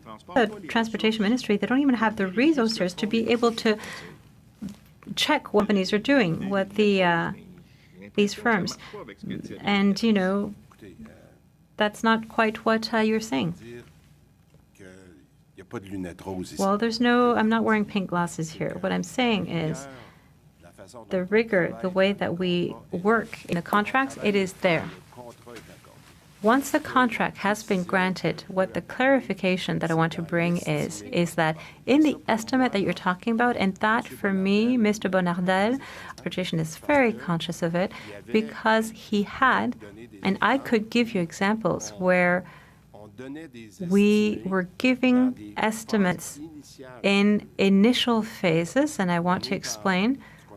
We were in what we call the opportunity file, that stage where we say we believe that it's a $50 million project, to the business file that now it is a project of 75 or 100 million. Think that there is an improvement to be brought. I am convinced that there's an impact, and the auditor is right in the estimation. But when we get to have the right estimate and having had the correct call, there is no bad rigor in the work that is done between the ministry and the contractor. Where we have to improve ourselves is to get to the correct number that we publish and with which we accept that call. And I'm making that difference, Mr. Lacroix, because that is where the issue is right now, is that very often we were telling ourselves, and we were with call to tenders where it was the lowest submissioner or tender that won, and we chose the lowest possible price to be able to give it and to say, hey, we've done our job. Whereas now, more and more, and the auditors knows that, we are faced with choices, call to tenders that are different, that will allow buyers to influence the way in which things are done, but which will be and will be committed to the price that they set on the table. So there's an improvement in the process, and of course it's going to be improved, and it's going to continue improving. I want to add one point that I believe is important. Until February 2008, Quebec was in full employment. The economy was almost over performance in 2019. We will have statistics on employment in Canada and in the US on Friday. The situation of employment in Quebec has completely changed. If the Ministry for Transportation needs hiring engineers, the realization of what is being proposed today, there will be engineers available in the labor market. That is the present situation. And that is why the situation is urgent, exceptional, and the possibility for the Ministry of Transportation of hiring engineers today is quite different from what it was until February 2020. Mr. Lacroix, so taking that into account, and despite what the Auditor General saw, you can tell us that in none of the 202 contracts that will be, or projects that will be accelerated, will there be going over the cost or wrong evaluations. Everything will be done. I mean, you can confirm that? Well, what I'm telling you is that the rigor that we are applying right now, the new ways of doing in public call to tenders, the new methods that we're using was to minimize these errors. Now, in the 2002 contracts, might there be some cost overrun? I hope not. But I think that we will be in a different situation for the reasons that the Minister for the Finance has just given, because of the overheating of the economy. Now we have an issue that I'm telling you is quite clear. We have entrepreneurs who come and see us and say, well, now because of physical distancing on the sites, we're not going to be as efficient. So I require on the part of the Ministry of Transportation to take that into account in the evaluation that is being done. We're going to have these discussions with the contractors. So I am not going to go and commit myself on all 202, but the principle, of course, we're going to make sure that there is rigor to be able to deliver the merchandise within those budgets. Deux questions rapides. Votre projet de loi a-t-il la bénédiction de la Does your bill have the benediction of Minister Sonia Lebel, who, remember, was Chief Justice of the Commission Charbonneau? Or rather, Chief Prosecutor? Well, yes, and you know that she sits on the Legislative Committee, so we've had discussions to make sure that we had her agreement, and an opinion had been given to make sure that we did respect. What will be the impact of the recovery plan and the acceleration of construction sites on the internal GDP in Quebec? My Minister for Finance will be very happy to answer that. Well, as you know, the nominal GDP of Quebec was of $460 billion in December 2019, so $4.6 billion in infrastructure extra is 1% GDP, and we estimate that for 1% of extra public expenses in infrastructure, we will get a multiplying of 0.5. So I gave you some numbers here, but for $5 billion in infrastructure, 0.5% of extra GDP. So in fact, what we just announced for this year is $3 billion extra. There's the entire challenge that we were closed for 2 months. And you talked about the president of the Treasury Board talked about the distancing rules that can affect productivity. If it allows marginally to be able to $4.6 billion extra in infrastructure this year and next, it would be 0.5% of the GDP. Very well. It is now time for questions in English. Right before asked, I understand that the value of the project that is estimated, the 202 projects, is close to $5 billion? Oh, no. Go ahead. No, we will give the value of the projects, because what is difficult right now, if you'll allow me, is that in the PQI, we are looking at the totality of the value of the project. You know, when we say that we have 430 billion over a 10-year period. So now we want to choose projects that are going to be done. Sometimes, let's take, for example, one of the trains, the tramway on the South Shore in Montreal and Longueuil. I thought you were going to say in Laval. Well, Laval, it's a lot shorter, the one in Laval, but it will be over a certain number of years. Giving you a number, what does that mean today? Within those 202 projects, we are looking at it because that is one of the things that is going to be asked of us. But right now, that calculation, that breakdown has not been done, but we will give it to you. But what is that what the measure brings us is to be able to maximize the chance of getting for 14 billion in investments for this ongoing year, as well as preparing the following. Because if we speed things up, and we've talked about this a lot with all of our ministers, is that this project to make sure that we do have that envelope again next year, because rather than taking 2 or 3 years and to take all these measures, we are able for the next construction season to do the projects.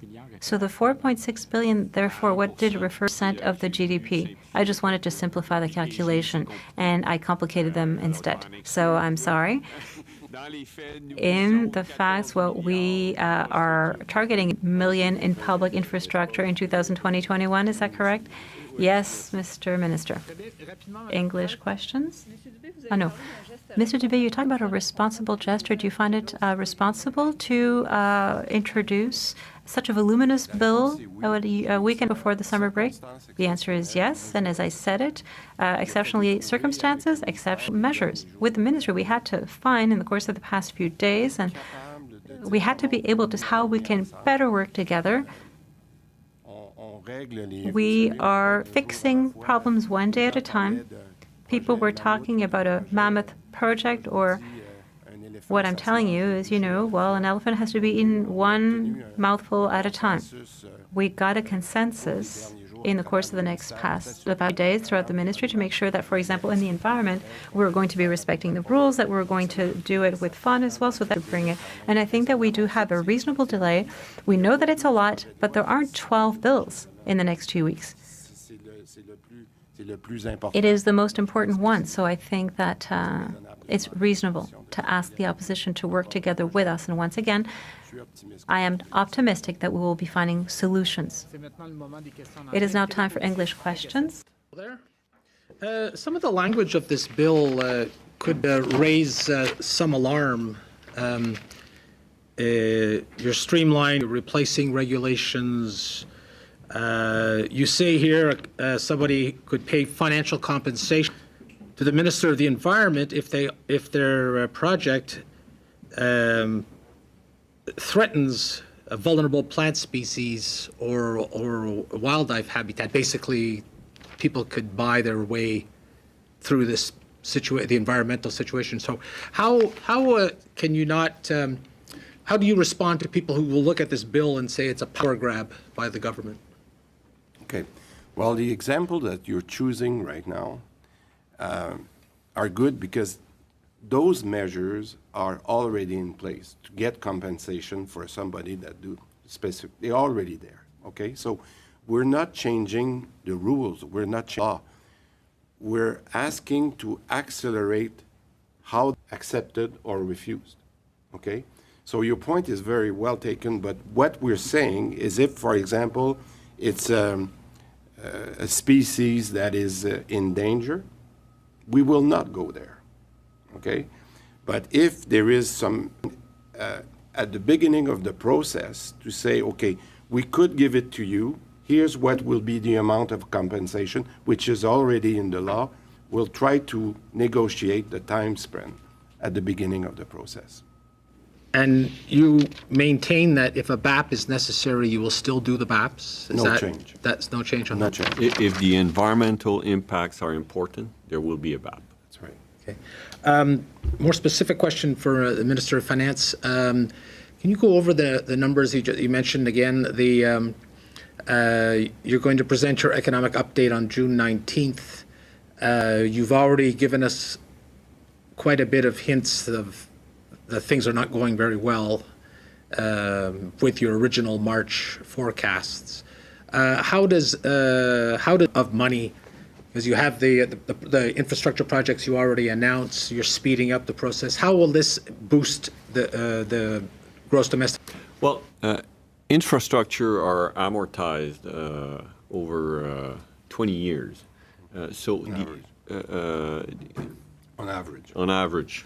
Thank you. So the financial impact, for example, when I present there will be a line,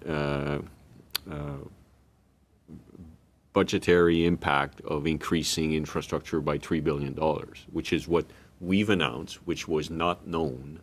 So the capital and the interest expense associated with this $3 billion will be clearly identified, just like protective equipment in healthcare will be properly identified.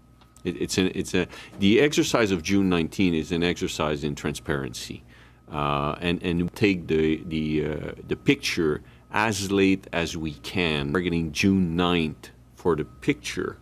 We're going to take the economic picture, the financial framework picture, and we will most likely go only with electronic-only documents in order to streamline the process and provide an updated picture. As you know, the federal government, the Bank of Canada, have not yet produced a forecast for this year, 2020, nor in terms of the economy, in terms of the budgetary impact. So we want to give possible to Quebecers the state of the economy and the officials. Thank you. Cathy? Both of you. Mid-March, the government declared the public health emergency. It gave to the Legault government considerable power, including there is no need to go through call for tenders for any purchases. In this context, Mr. Dubé, why Quebecers would trust you when you say that you promise that the integrity for public contracts will be kept with this bill? Yeah. Well, I think we need to separate is being done, for example, in the purchases of sanitary equipment versus what we do for infrastructure projects. Asking for 2 years of the public health emergency. And one of the key reasons, I think people will understand that we're asking this, is the previsibility, to be able to forecast properly. How do you construct, I said earlier, 90 projects in the healthcare system. We're not buying masks here. We're not buying Strausses. We're buying for billions of schools and hospitals. So what we're asking here is not to change the way the public contracts are being managed. We're not changing the law. How we authorize going there by some of the measures that are what we call administrative procedures, delays. When do you get the authorization? Can you do something that usually takes 9 months? Can you do it in 3 months? This is given detail. So I think the integrity of those contracts is not at risk. But what we're asking, instead of voting the sanitary measures every 10 days, we're dealing with infrastructures that need long-term planning. And that's the reason I think people will understand that if the opposition agrees with our list, and I'm sure they will, a little bit of tweaking, I'm not surprised.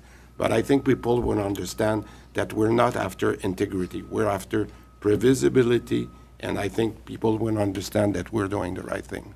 It's just because, and you can answer this question too, people are desperate and will be more. So when you have infrastructures projects like this, sometimes it's easy to lose it, and then you like to have higher costs than expected, because, I mean, you have a Quebec society that is going through layoffs, the slowdown of the economy. This plan is crucial to the economy, but you'll have people desperate that they need those contracts. They'll do everything for it. well, do everything. It's going to be our job to make sure that they do the right thing to get those jobs. But I give the example earlier, if you allow me, that those contractors, that they are partners. And they're asking right now some liquidity measures because they've been hit hardly. And they didn't have any compensation for us stopping the construction sites, okay? Are we able to have measures that don't cost any money to the government, but will pay faster? You know, if for now is paying in 60 days, 90 days, the rules for paying are, because not only you're paying the main contractor, but that main contractor doesn't have the money to pay the subcontractors. To find ways to be more efficient, and if we pay properly, faster, as we done in the project pilot that have been done over the last 2 years, 3 years, I think we'll find a way costing the Quebecers more money, but we'll be able to compensate what the private cannot do right now, and that as a government we can do. Samuel Pouliot, CTV News. Maybe on another topic about the Air Canada and Air Transat deal. If the deal doesn't go through and Transat gets close to bankruptcy, would you be willing to bail out Air Transat? We're looking for Pierre to answer this question. This is a difficult situation. We'll let the Minister of the Economy answer your question. I'm sure he can be available. I do not have I'm not close to this file. Thank you. Je demanderais de répondre en français. I would ask you to answer in French. Has the Minister of the Economy contact you for a possible financial participation in Air Transat? The Minister for the Economy contacts me very often and has been in the past few weeks. It's always a pleasure to work with him. He has not contacted me specifically about this transaction. Very well, I have 2 questions transmitted by emails. How long will it take for Quebec to recover given that the crisis isn't over? And how worried are you about unemployment? Okay, so I had the opportunity to list a KPI as to what we want to do. 2019 was a great year, and we started 2020 on a strong note in January, and the employment were good. We had this interruption, 40% of the economy So what we are aiming to do, a good KPI, is we would like to recover the level where we were 2019 by December 2021. So this year is going to be a negative year, the worst year for the world economy since the Second World War. 2021 is going to be a rebound year. So if the rebound can for the decline, this will be a positive development. Okay, and what measures to support Quebecers if and when a second wave hits? I think we're all preparing for this possibility. So one reason that we need to manage public finance carefully is that there may be additional needs in the fall. And I can confirm to you that the health minister is preparing herself in terms of purchasing equipment. And as you know, we're trying to hire people in CHSLD. And so we're all preparing. All members of the cabinet are aware of the possibility of a second wave. Monsieur le ministre Girard, Monsieur le ministre Dubé, merci beaucoup. Gentlemen, thank you very much and have a good afternoon. To things like airmail, a long-standing practice in some communities of throwing bags of urine and feces off of roofs at officers. That reality of policing nobody wants to talk about. On our line for law enforcement officers, we go to Valdez, calling from Mapleton, Illinois. Yeah, good morning. This is a complicated issue, and I wish there was more time, but Ms. McDonald gives a lot of academic solutions to things, and she did say, read the last statement about more tactical training. I was 23 years in California most of my time in patrol. I was also a nationally certified trainer in all forms of baton and defensive tactics. And you don't need to be agnostic about the chokehold. They've been banned for years. The bar arm, the carotid chokehold is one that's approved. What they did to Eric Garner was absolutely a fiasco, never should have happened. And you said about 6 cops piling on people, that's the problem. You never need more than 3, and if people were properly trained, they wouldn't have that problem. But unfortunately, we are being abused, meaning police, and we abuse people. So nothing's getting done. And the second point that I'll make is that there is an absolute disparity the way people are treated and have been throughout time. I started in 04, and I can tell you now that, and the opioid crisis is a classic example. You're talking about they go where the crime is. And you know, Ms. McDonald, that the Senate, a lot of money to have people treated for opioid, where if they were to follow rule, they would have incarcerated those people that were 92% white, use. And that's a felony, possession of. So if they had been run through the system, you might have had a different outcome as far as how people are treated, as opposed to the 80s when junkies were thrown in the joint right quick. So until we address all of that and the despair that happens and you replace them with any group of people, any race, and you will get exactly the same result.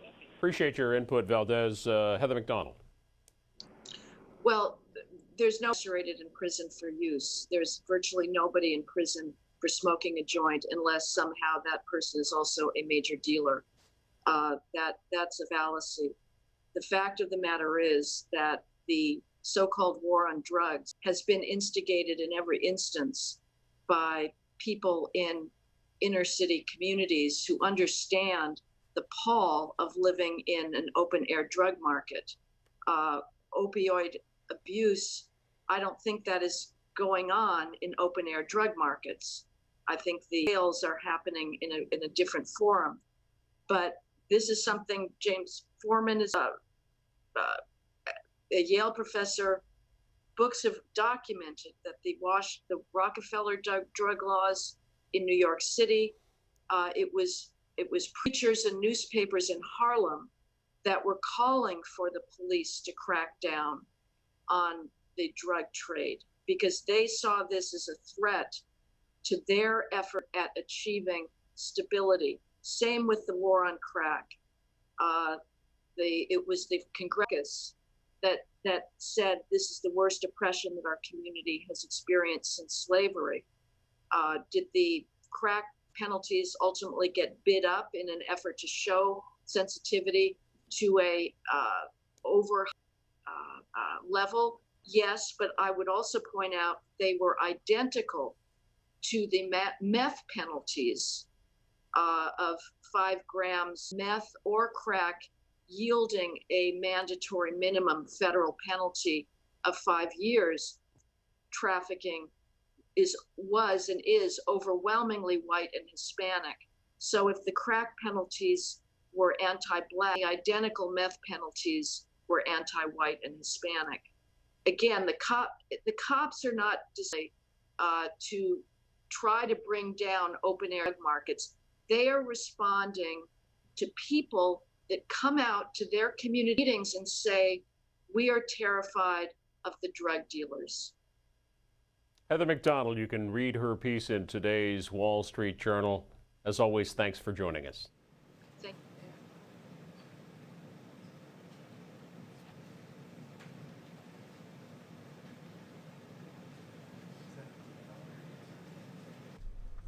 We are in the briefing room waiting for Press Secretary Kayleigh McEnany to brief reporters.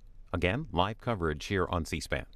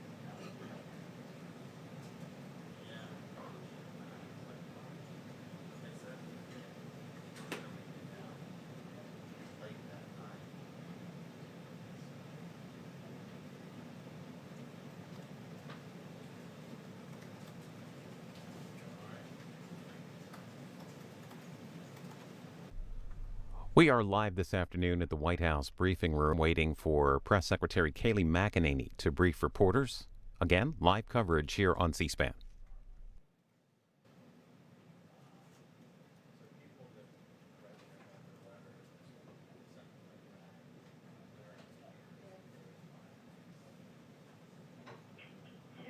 Warning before the briefing begins.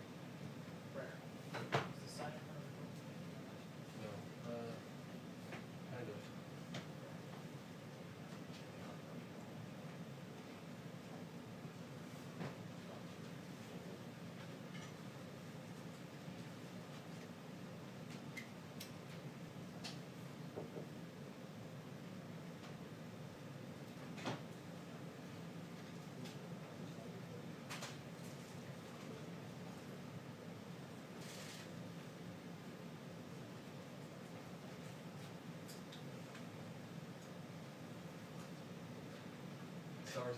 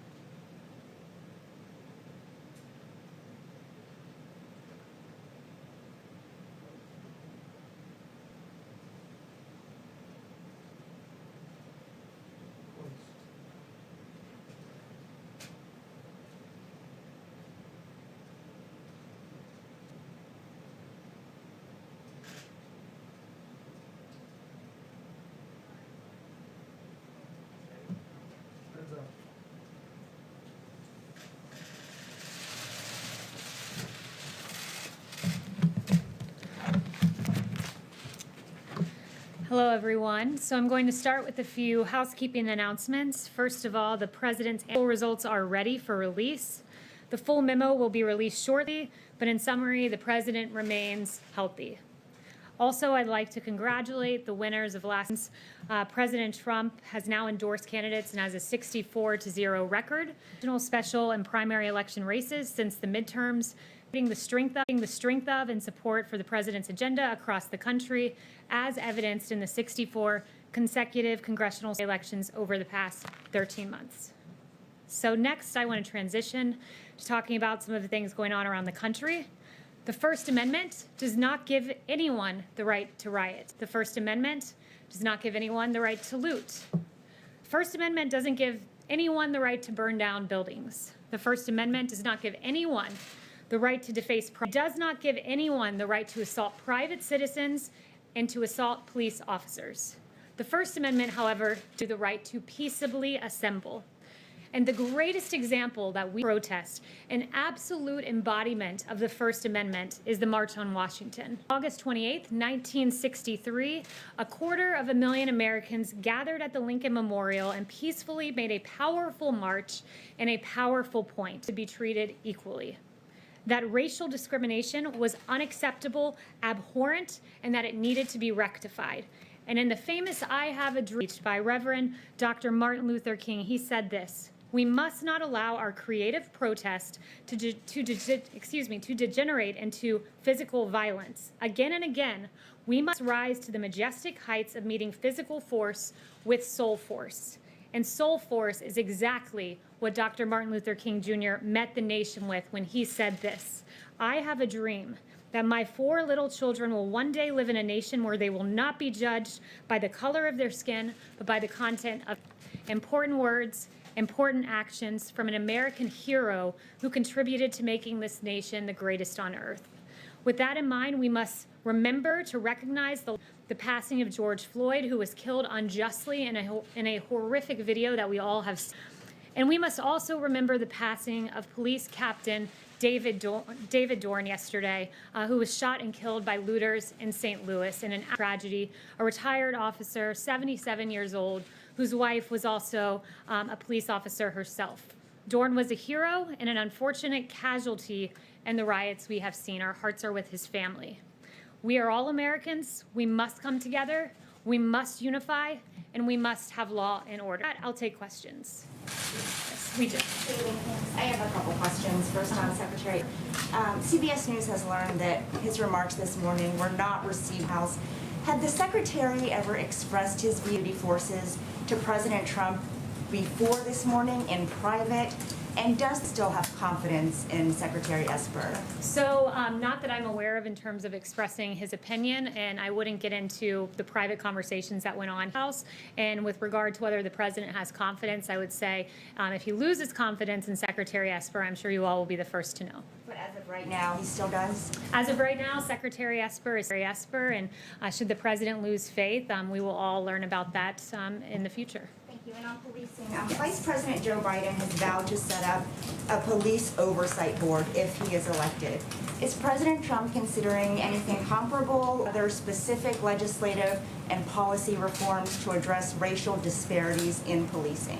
So there have been various discussed here in the White House. I don't want to get ahead of the president and as to what he ultimately determines. The president believes that most police officers in this country are good, hardworking people, and he notes that, but he also notes some of the injustices we've seen and the need to make sure that the appropriate use of force is used, are trained in that capacity. So he is considering some sort of federal oversight? There's been various proposals that we could look at, but no announcements on that front just yet.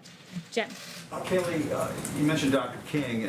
He likely would not have approved of what took place Monday evening across from the White House, as you probably know. If the White House president, would you have gassed and pummeled protesters to clear the park so the president could have a photo op? So let me first address, no tear gas was used and no rubber bullets were used. So again, no tear gas was used, no rubber bullets were used. Making that distinction, chemical agents were used. Let me back up and Episcopal priest who said she was gassed. Others say they were tear gassed in that area. Well, no one was tear gassed. Let me make that clear. That's been confirmed by DOD and by Park Services as well. So let me go back and address what happened because there's been a lot of misreporting. First, I would note that these protests that were going on, in the morning, AG Barr had determined that we needed to expand the perimeter by 1 block on each side. He was surprised, AG Barr, when he arrived at the White House to see that, so he said that we needed to get going with moving that perimeter. He told the officers that out there.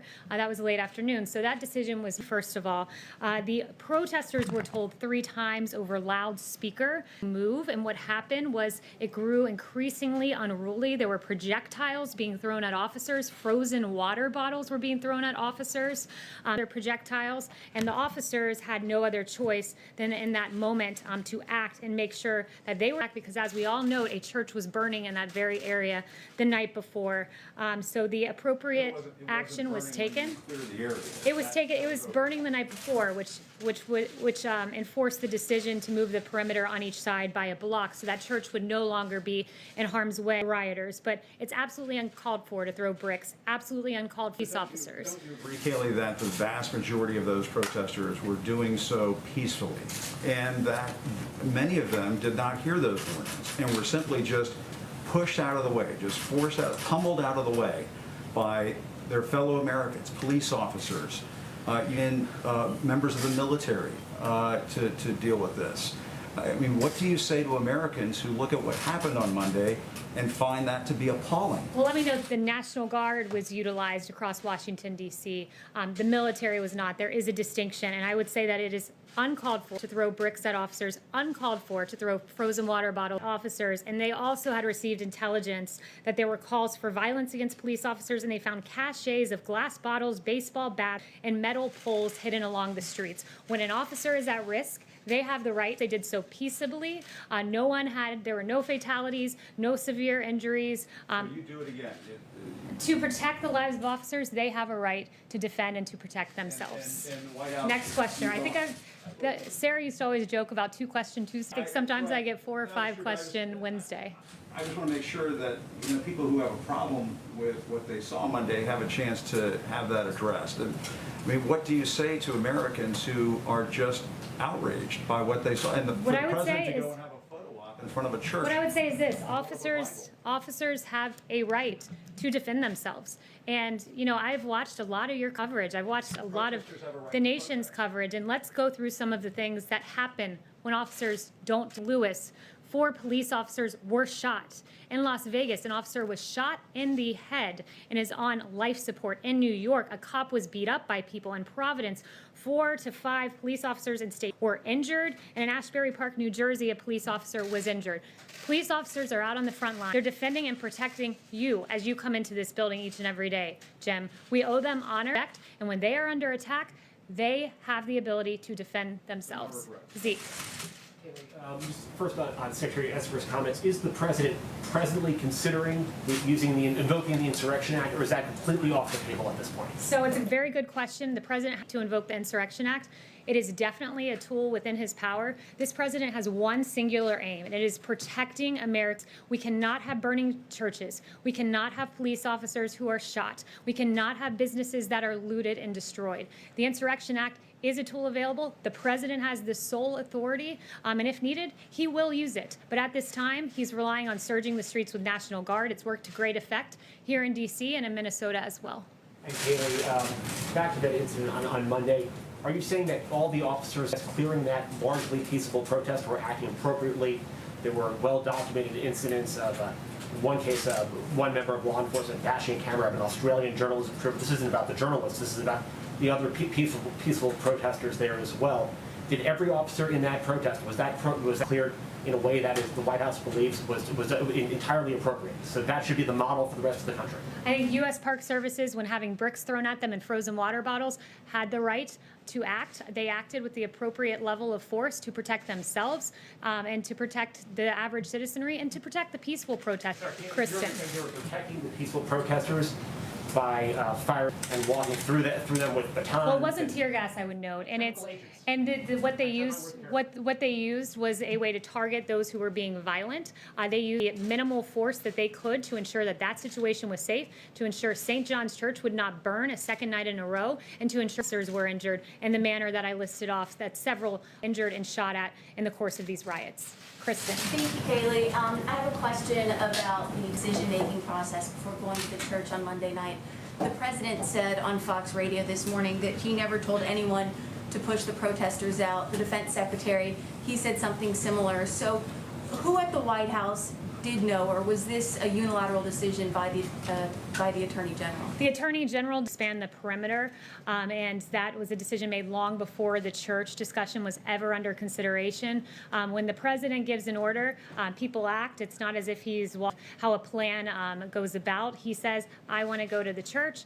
He goes to the church, executes the plan and the order that the president puts into place. So the president is absolutely right in what he said. So was the plan still for President Trump to walk out there, even if the protesters were still there? You know, I'm not aware of the determinations that Secret Service had as they arranged for the president to walk out there, but I would just note again that the decision to expand the perimeter was a decision made in the morning by Attorney General Barr. Okay, and just one question about the coronavirus, because we're still in the middle of a pandemic. Dr. Fauci, he said in an interview on Monday that his contact with President Trump had dramatically decreased, and so had the frequency of the coronavirus task force meetings. Is that accurate, and if so, why? There was a coronavirus task force briefing just yesterday. We are constantly, as an administration, monitoring the coronavirus to protect the safety and well-being of the American. We all saw that church burn. We all saw some of the violence in the streets, and the president has had several meetings, AG Barr, Secretary Esper, General Milley, to make sure that our streets are monitoring the coronavirus and what we're seeing develop there. Mario. Thanks, Kylie. I'm quite confused. I mean, if the protests were peaceful on Monday, why did you all clear the area, and whose decision was to clear it later in the day? If Attorney General Barr wanted it cleared earlier in the day, why did it take so long for it to be cleared? Yeah, you know, he ordered it to be cleared Monday. It didn't happen when he arrived, so he immediately instructed the officers to block. As we all saw Sunday night, it was not a peaceful protest. It was, in fact, a riot with a church in Washington, D.C. The president made sure that Washington was secure Monday night, and part of that involved moving the perimeter back to ensure that St. John's Church was protected. Well, that's quite a gap between the morning and then the evening when you all walked over there. Why was there such a gap? Look, again, that's a question for AG Barr, who made the order. It's a question for the officers who were on the ground at time. Wasn't deployed right away, but when AG Barr came to the White House, I think it was early afternoon, he noticed that it to be cleared, and that action took place. Why did the president feel it was important to go walk over there through the park into the church? It was extremely important. Look, the president wanted to send a very powerful message that we will not be overcome by looting, by finds America. And going and standing by St. John's Church was a very important moment. And I would note that through all of time, we've seen presidents and leaders across the world some very powerful symbols that were important for a nation to see at any given time to show a message of resilience and determination. Like Churchill, we saw him inspecting the bombing damage. It sent a powerful message of leadership to the British people. And George W. Bush throwing out the ceremonial first pitch after 9/11. And Jimmy Carter putting on a sweater to encourage energy savings. And George H. signing the Americans with Disabilities Act, flanked by 2 disabled Americans. And for this president, it was powerful and that the rioters, the looters, the anarchists, they will not prevail. Burning churches are not what America's about. And that moment, holding the Bible up, is something that has been widely hailed by Franklin Graham and others. Very important symbol for the American people to see that we will get through this through unity and through faith. Secondly, the president, you said he results of his physical. We know that he did part of the physical late last year, I think it was. When did he have the rest of it done? I'm not aware of an exact date. I will ask Dr. Connolly for you on that, but I know it was fairly recently. Yes. I will go to Brett. Thanks, Kaylee. The White House has spent a lot of time talking about how the protests have taken place and how people are protesting or shouldn't be protesting. But what is the White House doing to address the underlying causes that have led to these protests? Look, the president's done a lot. The president expedited the review, the FBI review.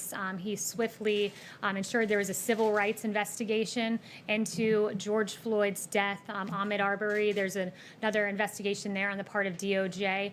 He's recognized what an injustice this was innumerable times, including in his national remarks that he gave on Saturday. So this president has done everything in his power to send a powerful message that these injustices will not be tolerated. But does the White House or the president, have they reached out to any of these protesters to try and start a dialogue about specific reforms they, or does the president plan to do that moving forward?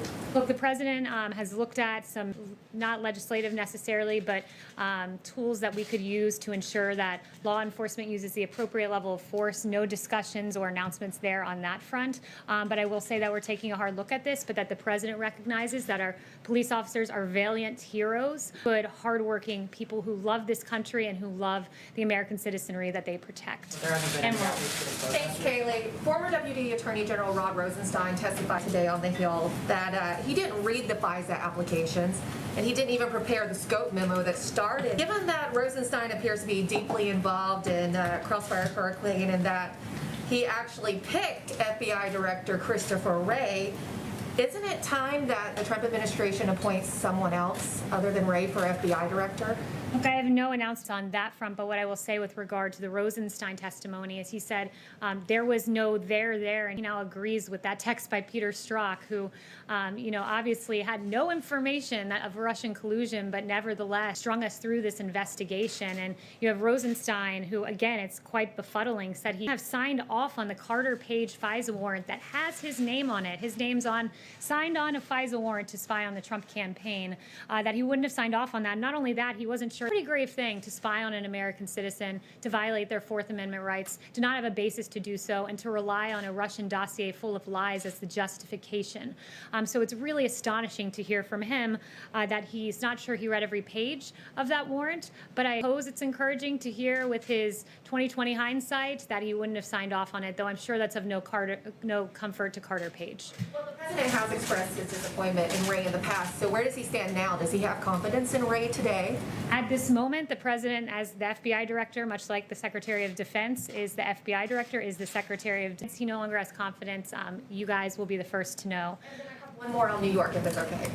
Sure. So yesterday, New York Governor Cuomo made a pretty big statement saying that he might relieve Mayor de Blasio, of his duties. Has there been any talk with Governor Cuomo about sending in the National Guard troops to New York, or is there any plan right now to send National Guard to New York? We'll do whatever is necessary to protect America's streets.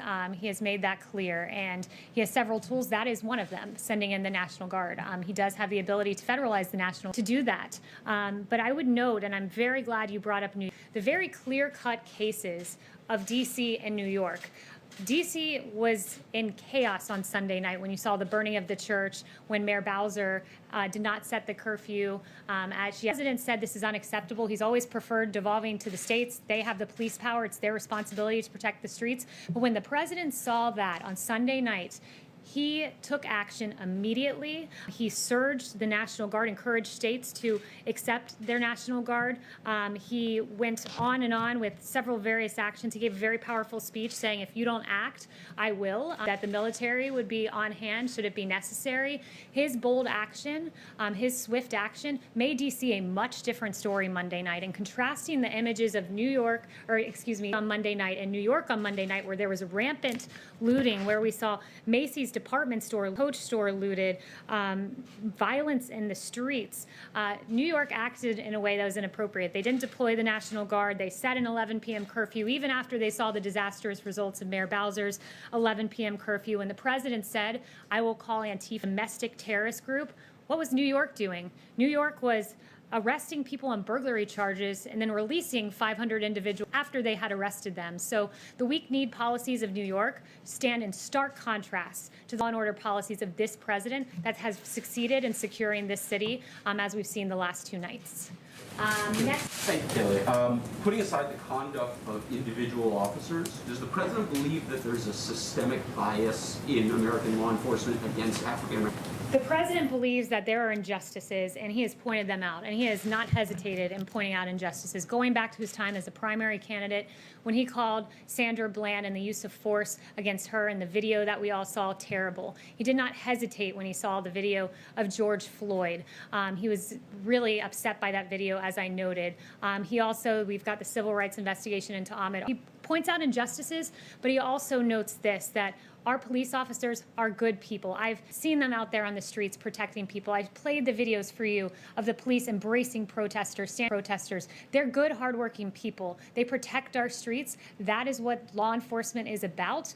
But the president will note and he will call out injustices. And this is a president who's not hesitated in doing that when the time was right. Individual, systemic, and endemic to American law enforcement. The president believes there are some examples of injustices. He calls them out. Democrats for so many years talked about criminal justice reform and the disparities, the racial disparities in sentencing. President Obama didn't do that. Guess who fixed that? It was President Trump with the First Step Act, who engaged in sentencing reform and who really rectified some of the disparities. So, I think Democrats, others, Republicans should hail this president for calling out injustice to them, either in a case-by-case basis or in the form of the First Step Act, where he noted the sentencing reforms. Josh.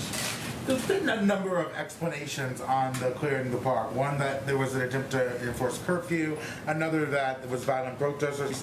DOJ saying that it was previously going to be done anyway. Can you explain to us what the reason from the White House's perspective was for clearing the park? Why the White House wanted it done?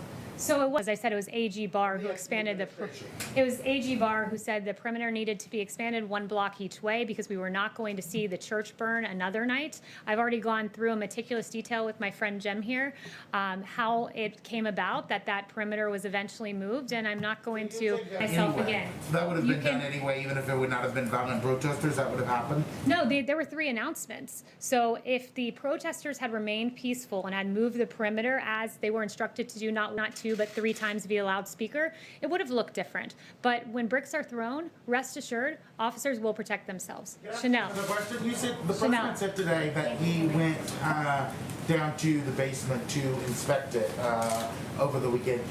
What was the point of the inspection? What was he looking at? The president has said, because those are security matters, and I won't engage on that kind of discussion. So going back to Rosenstein, what is the president's response to the fact that neither Rosenstein nor Christopher Wray seem willing to take responsibility for the illegal wiretapping that took place on the Trump campaign? I also have a question on the Insurrection Act. Yeah, I would say, look, the president is dismayed. This happened to the president's campaign. A Republican campaign was spied by a Democratic presidency, a Democratic administration, based on a dossier paid for by his opponent, Hillary Clinton, and the DNC. This is absolutely extraordinary. It is the biggest political scandal that we've seen, and the lack of is appalling when you have multiple instances of people who were saying one thing under oath from the Obama administration and saying another thing in public, that they had direct of Russian collusion. I mean, that's extraordinary. Adam Schiff, I've got direct evidence when in fact we know there was none, and the millions of taxpayer dollars totally and completely exonerated presidency. And we hope to get to the bottom of this, because it should never be done again in American politics to any president of either political party. Insurrection Act, Secretary Esper opposes it. The last time it was used was 1992. If using the Insurrection Act, is that a last resort measure, or is this a real possibility at this moment? Well, if you've noticed, the president has been going down a line of progression, and the first point was allow governors to do their job, allow mayors like Bill de Blasio to do their job. It's embedded in the 10th Amendment of this Constitution. That's how this country is supposed to work. Governor Cuomo is supposed to ensure that his state is protected. Mayor de Blasio is supposed to ensure that New York City is protected. There was looting all across New York City. There were fires burning here in D.C. when Mayor Bowser was in control. So this president on Monday took definitive action with that speech, saying, if necessary, the is here, you must surge the National Guard. He took action, and he shored up and made sure that D.C. remained peaceful. So this president has gone in and said the National Guard is the next step. That seemed to be working here in New York, in D.C. We'll see if it continues to work, but rest assured, he has the sole to invoke the Insurrection Act, and if necessary, he will do so to protect American citizens. One thing I really want to note, and I think it's so important to go back to a ton of coverage of it, other than in a few places. And I started the briefing with this, and it's important. I just want to circle back and note Captain David Dorn, who lost his life in St. Louis, and he was killed by a looter. He served 38 years in the St. Louis Police Department. His wife, Ann, is a sergeant with the St. Louis Metropolitan Police Department. He is a hero. I also want to note, because there have been 45 officers lost in the line of duty for them, and as a new mom myself, my heart particularly breaks for 2 women in particular who I was reading about their stories today. Officer Breanne Leath of the Indianapolis Police Department. On April 9th, 2020, she was shot and killed. She survived by her 3-year-old son, her sister, National Guard veteran. And my heart breaks for the family of Officer Lee. And Officer Tiffany Victoria Enriquez of the Honolulu Police Department on January 19th, 2020, shot and killed as well, leaving 3 daughters, 1 grandson, and she was a U.S. Air Force Reserve veteran. These are our heroes. Thank you so much to our officers who are protecting our streets. Many have been shot, some have been killed. It's a travesty. And let us stand with law enforcement and recognize the huge contribution that they have made to our society, and continue to do so each and every day. Thank you so much, guys. Who's command of the forces in Washington right now? You are hot. And we go live now to Capitol Hill to join a confirmation hearing for Russell Vogt to be director of the White House's Office of Management and Budget. We joined it in progress. When they work together, bridging the gaps between their management and their budget and their regulatory silos to find holistic answers to complicated challenges. There are roughly 500 full-time employees. Remarkable things. It's been a privilege to work with them and to lead them for the last 3.5 years. Even greater privilege to do so as the director. I have spent my entire career caring about taxpayers and their families. I have fought to save them money, ensure that their tax dollars are well spent. I come from a blue-collar family, the son of an electrician and the son of a teacher. I know what they went through to balance their budget and save for the future. My parents worked long, hard hours to put me through school. They worked very hard to pay for the government in their lives. And I've often wondered what else they would have been able to accomplish if they were build and have saved more of their own hard-worked earnings.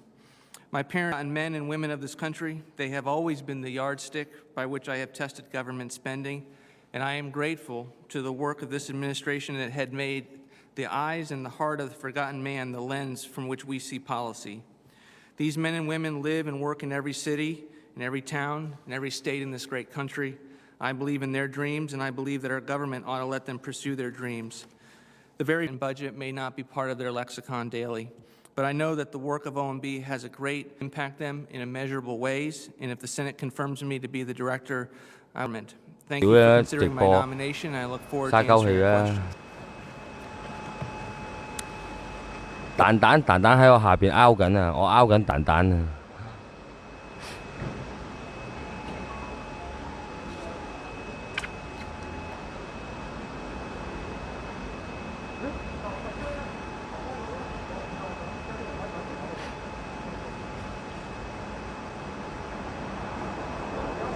係啊，有台有好多個嘅，某台就食撚屎啦，某台就。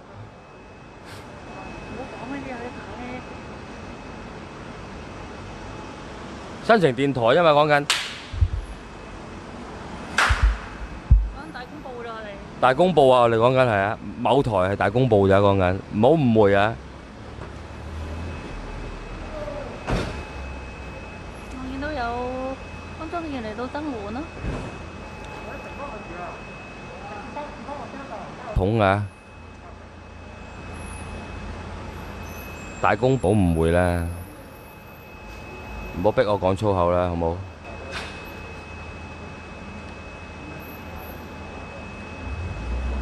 喂，大家啦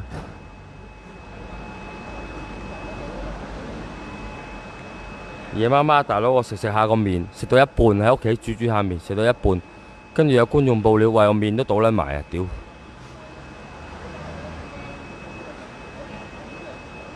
大公報專播垃圾係啊！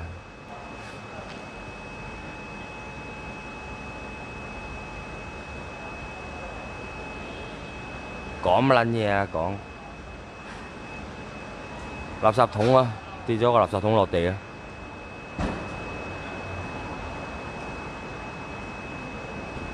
咩啊？太子又有咩啊？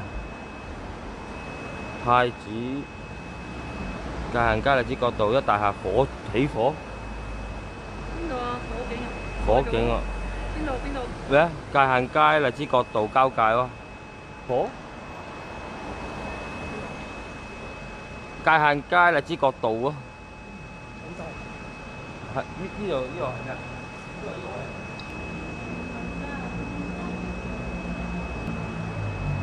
係咧，唔係㗎，冇撚 fit 我過去喎，大佬。TG 有冇料啊？冇的啊，我訂到冇電。我分享個 WiFi 俾你。係喎，真係有啊，喂！過去啦。直播唔到喎。唔係啊，而家停咗，唔係做啊。呢度唔睇啊？呢度唔睇，我哋而家過去啦，界限街，截的士先。收隊啦。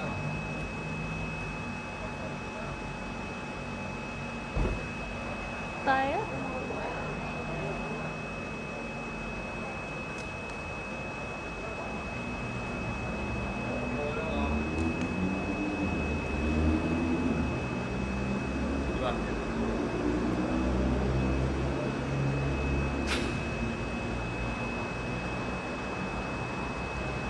火警啊，過唔過啊？我覺得火警。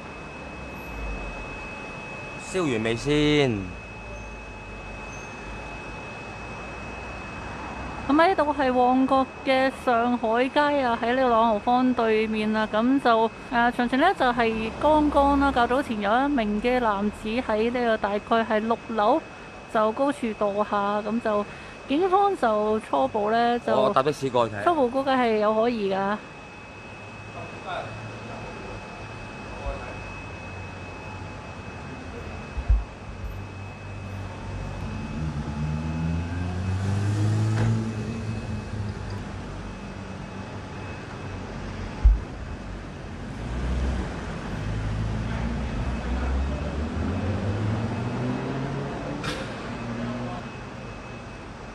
就等警方處理一陣先呢一度。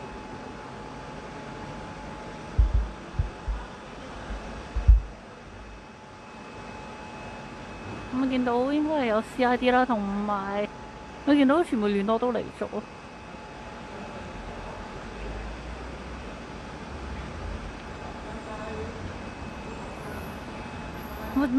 呢度應該就呢度唔係一個嘅墮樓位置嚟㗎。咁墮樓位置係喺入邊嘅平台嘅。咁呢度封住咗，應該係唔俾人出入嘅啫，即係唔俾人入，俾人出。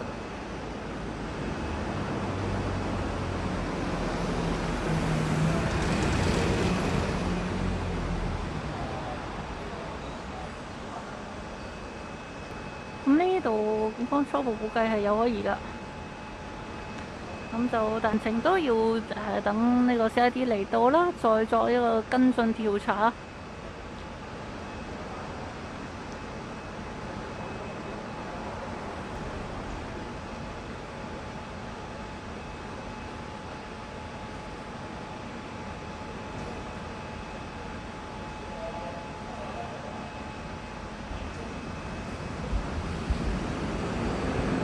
其實個位置就係喺呢度係啦，鑽石樓呢一個位置。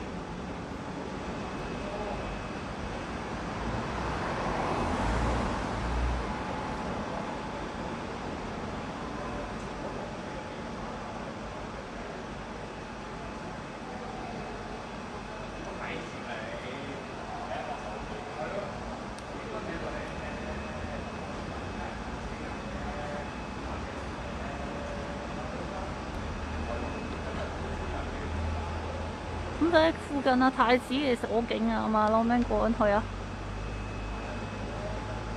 有先喺度，有先喺度。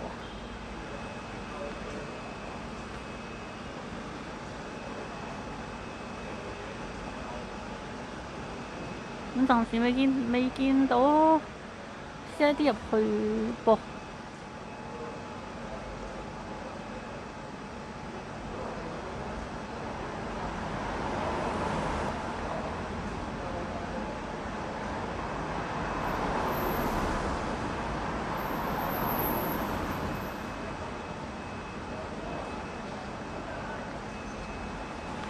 我見到啦，警員啦，應該係再次入去。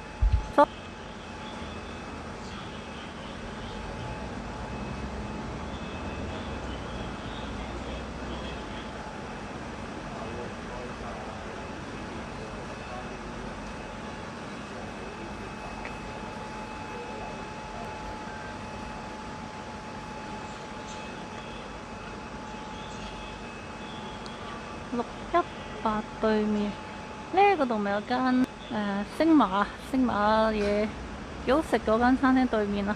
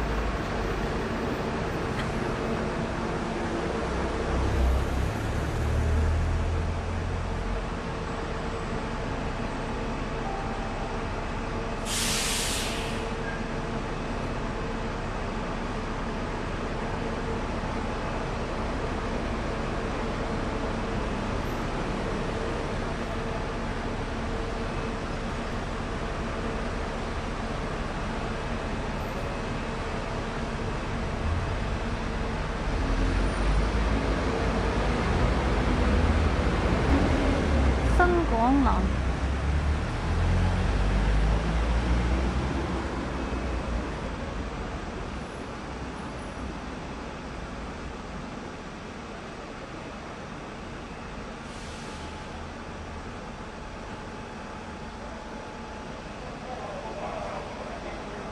暫時都係啦，見到有 CID 啦。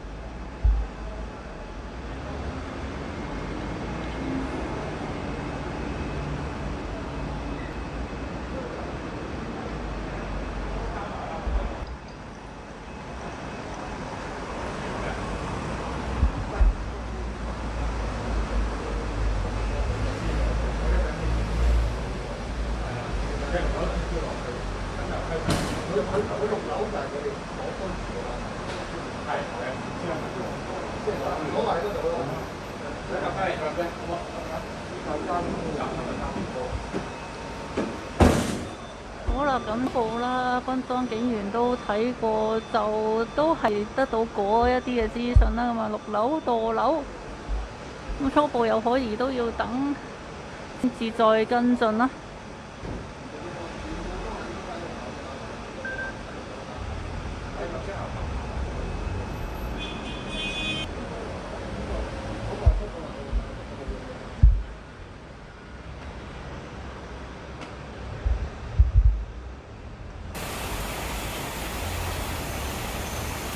公廁着火，應該係嗰啲癮君子嗰啲咩搞撚到着火啦，我諗。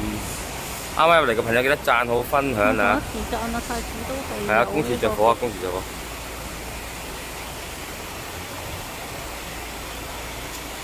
唔係，佢哋都好好禮貌嘅，呢啲阿 Sir 好好禮貌嘅。OK。啊，佢配合時，我哋都配合嘅。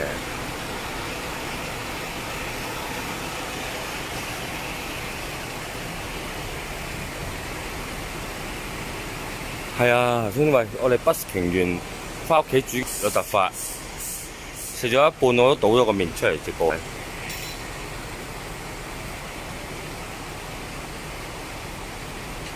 着火好撚離奇啊！應該係啲個殘次嚟嘅，應該係殘次着火係。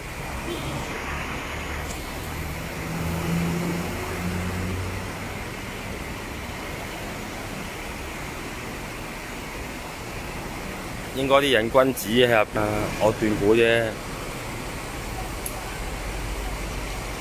殘次同埋上邊3，係啊，有能力就啦。我哋呢啲咪冇話攞支槍刺住你課金㗎，課幾多都冇所謂嘅。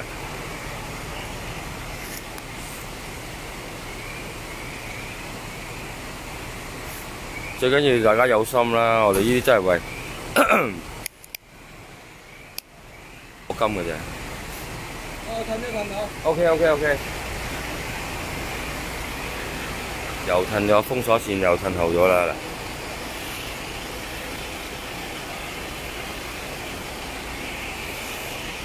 係啊，應該搞撚到起火啦。嗱，有消防員就喺殘次嗰位就打開門，開咗眼。嗱，殘次，跟住再上啲都有消防員嘅。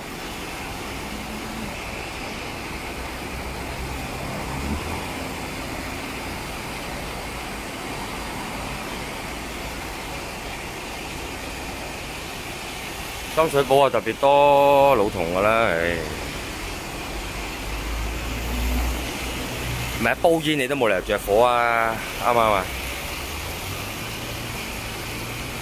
除非真係縱火嘅啫，老實講。樓下有冇知喎？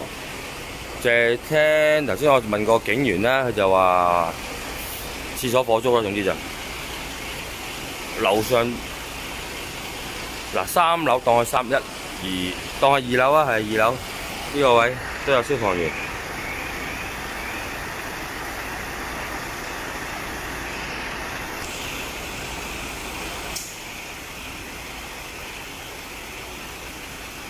係啊，肯定唔係煲煙着火啦，屌！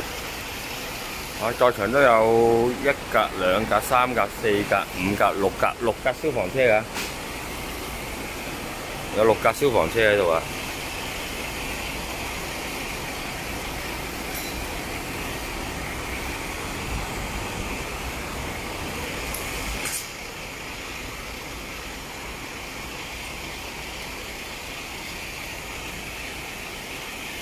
哇，好撚多蚊！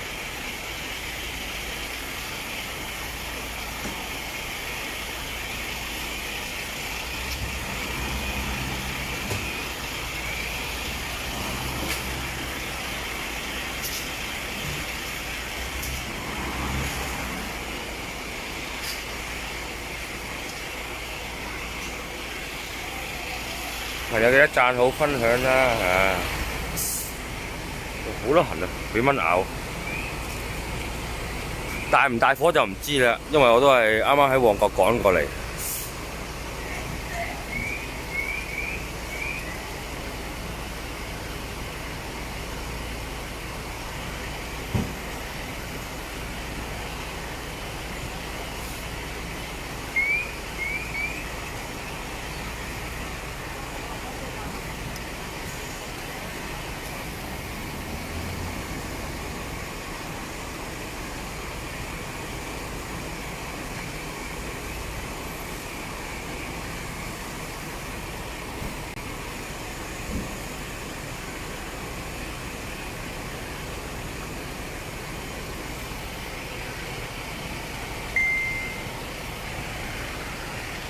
出咗去做直播，轉頭先講。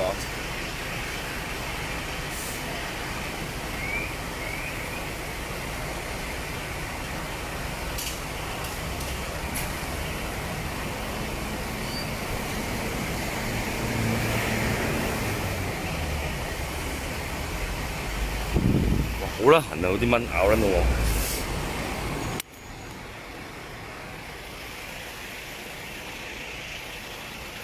我哋夜鬼嚟噶嘛，一有突發就快噶啦，最緊要。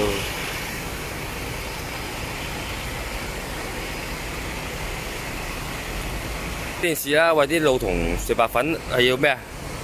蠟燭噶嘛，係嘛？蠟燭燒啊嘛。但係應該就唔似咁簡單咯，佢都多下邊嗰層啊。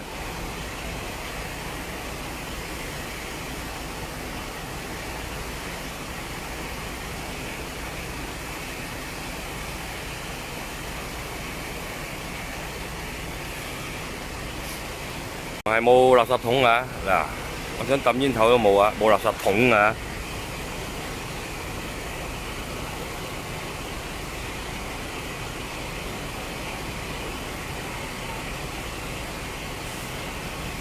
喂，本身食完麵我瞓覺㗎啦，有觀眾突然間就話報料旺角有傷人案，跟住喂咁啱又見到有呢度邊度話界限咩呢街啊？睇下先。有火警咪做埋咯，界限街。點支煙推蚊冇撚用啊！哇！呢度好撚多垃圾啊，所以咪多蚊咯，屌！哇，好啦。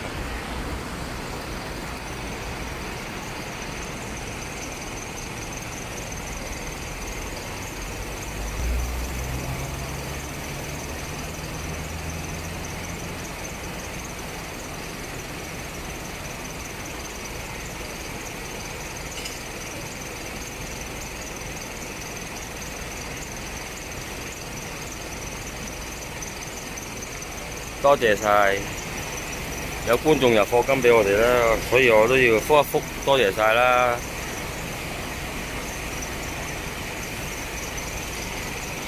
商人嗰度喺邊度？商人嗰度喺上海街嗰個位啊，羅芳斜對面，唔係羅芳對面，羅拉都直播緊嘅嗰邊。好啦痕啊，真係好啦痕。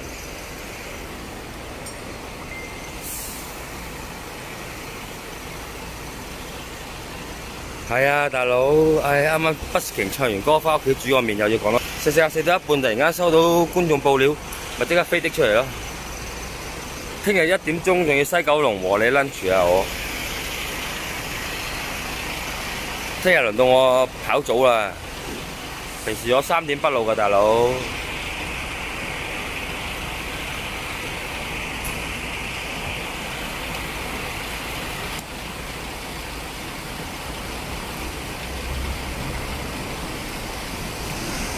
呢度唔係屬於太子啊，屬於深水埗啊。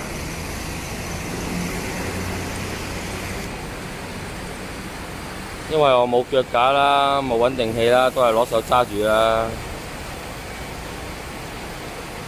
好撚攰啊 ！Hello， 一次過嗨晒啊！大家好啊！消防員都開始收拾嘢㗎啦，但係都仲開咗一條後啊，肥緊。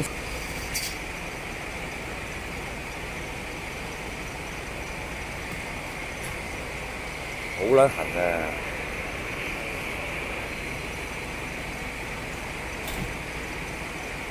頭先喺旺角都冇太子喺前面，係太子喺前水埗啊嘛，屌！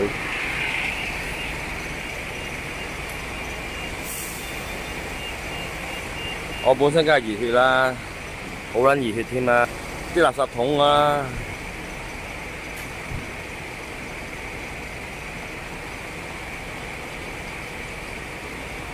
有中電嘅人嚟，好撚痕啊！屌你老母啊！哇！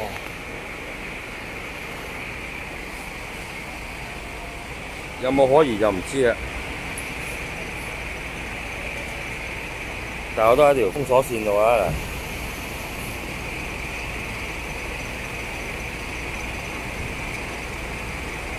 辛苦唔緊要，盡做啦！我哋呢啲。我哋成日都收唔到第一手嘅資料，喂，難得收到第一手資料，我哋一定會盡做，幾嘢都做。直播拗痕係啊，好得痕啊，而家，拗到損咗喂。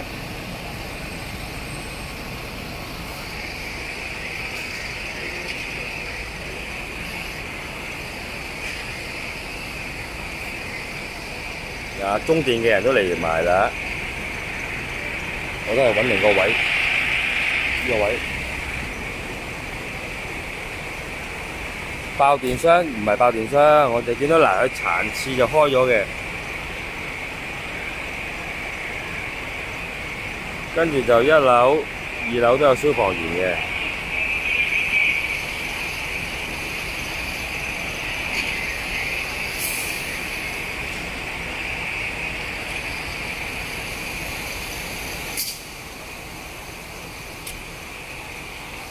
係啊，我攞有痕添啊！屌啦先，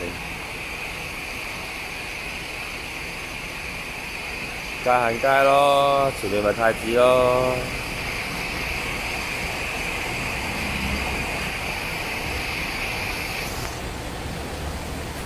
多 B 度，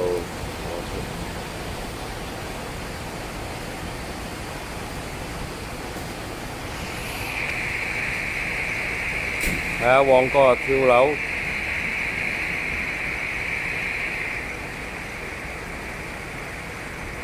你都戇鳩啊！我冇腳毛，嚇撚死你啊！真係。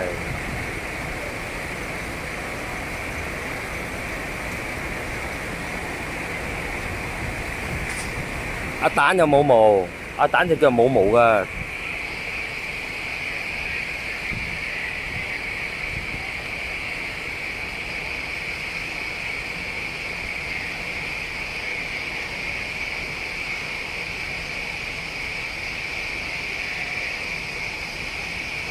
啱啱我哋嘅朋友記得讚好分享啦！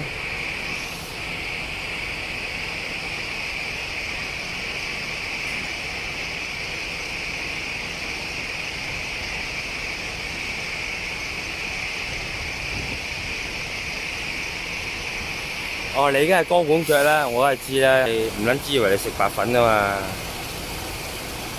阿垃圾桶。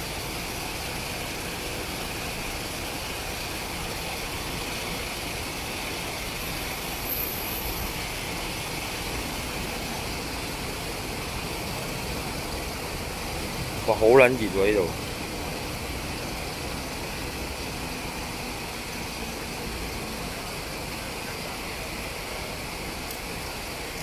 想買嘢飲都唔得。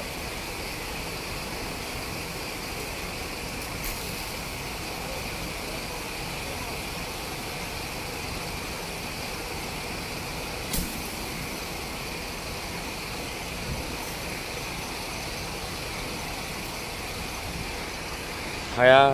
喂，咁撚熱都要，我想衫都唔撚着。乜撚嘢啊？乜撚嘢死黑記啊！屌你老母，搏撚咗你啊！屌你老母，你真係九唔搭八。咁你又要睇冚家產。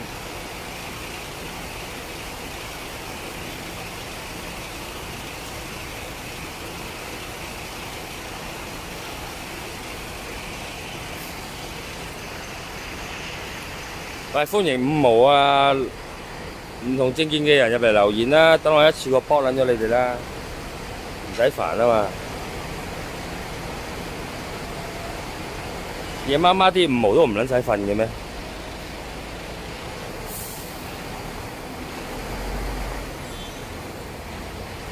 啲五毛你課咗金先留言啦，消防都開始走㗎啦。睇我都翻落旺角，哇！好撚痕啊！我隻腳真係。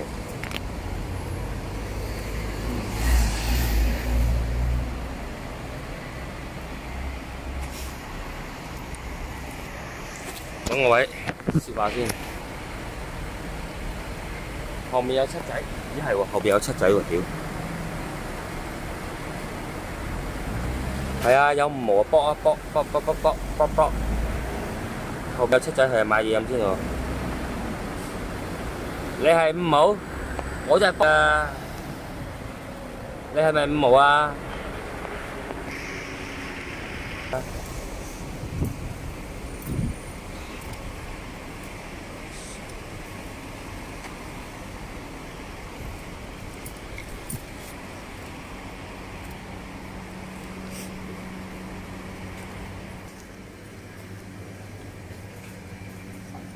好啦。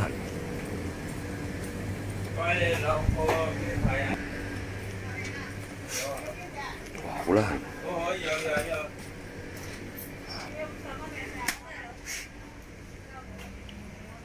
你係小粉紅，我真係搏鳩你㗎，你真係唔好亂咁講啊！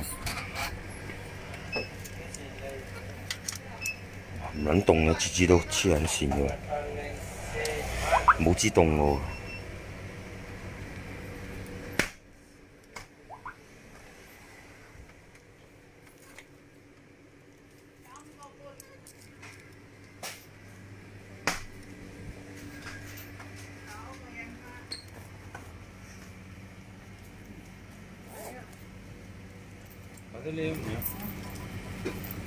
Thank you。Thank you，拜拜。好，咁睇下下多謝晒。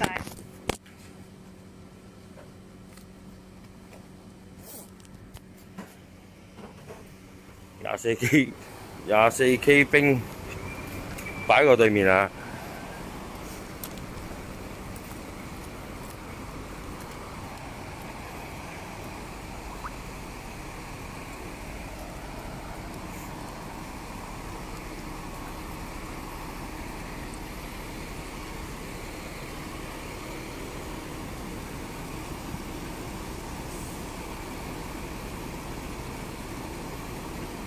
屌你話死黑記啊嘛，點撚知啊？咪照搏咯，你閪你啊！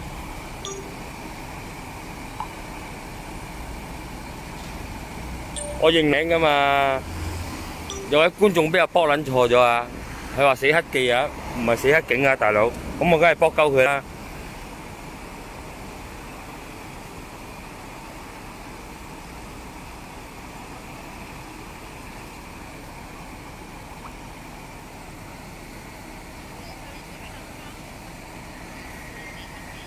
快啲解返你課金啦！你打你個名俾我啊！你 cap 圖俾我睇，我叫上面解返你先啦！你真係亂鳩咁講嘢啊！等你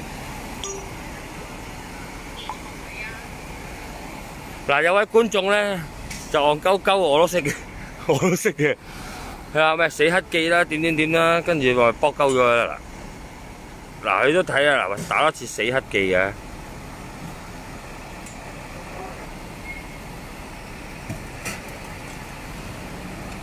所以唔好亂咁打死黑記啊，激搏㗎。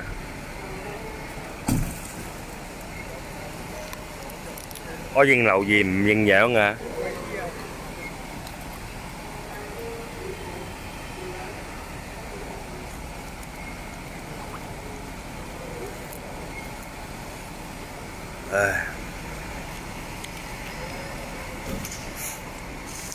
哦，應該搞掂㗎啦，應該呢度都完嘅啦。係啊，佢打錯字咪抵撚死啦屌！打錯字唔撚關我事啊嘛。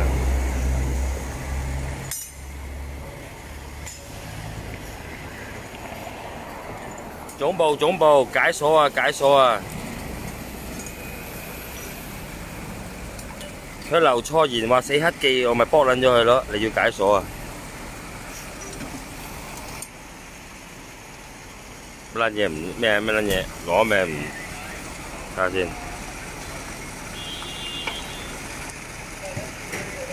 你買個俾牧師，冇買個表。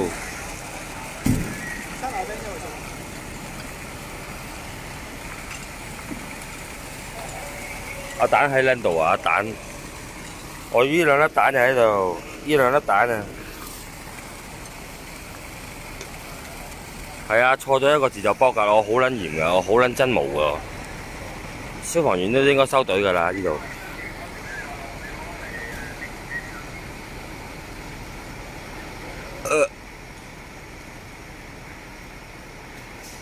係啊，衰亂粒啊，我好撚嚴㗎，蛋乜撚嘢哥啊，蛋哥。我話 man 哥啊，哥喺度啊，蛋哥喺度啊，蛋哥喺度，睇到蛋哥。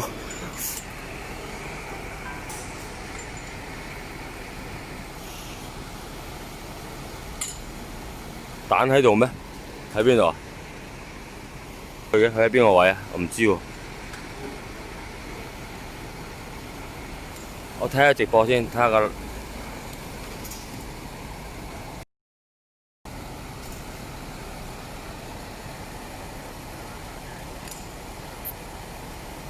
係啊，懲罰佢要去課金先解啊，梗係啦。亂鳩咁講嘢，梗係懲。阿蛋有直播咩？睇下先。阿蛋有撚直播啊？阿蛋都冇直播，呢位觀眾玩鳩我啊，搏鳩咗你啊嗱又。邊度有直播啊？咪啦。我揾翻你出嚟搏咗你，話蛋喺度。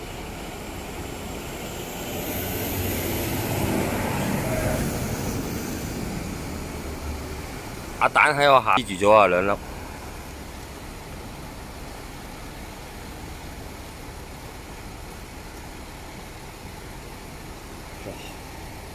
好熱啊！好熱啊！好熱！出晒油啊！唔係出水，唔係出汗咁簡單，出晒油。係，你 call 妹妹你好。我成日都拔錯毛噶啦，你總之你留錯言我就拔你老味啊！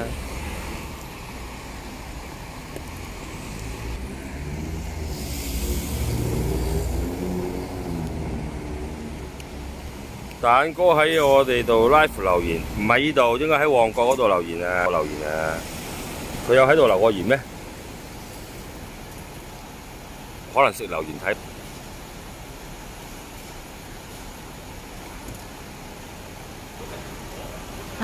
咩時又係我？係啊，依度係旺。食留言啊！邊個係阿蛋？邊個係蛋哥？呢度喂，蛋哥喺度。蛋哥。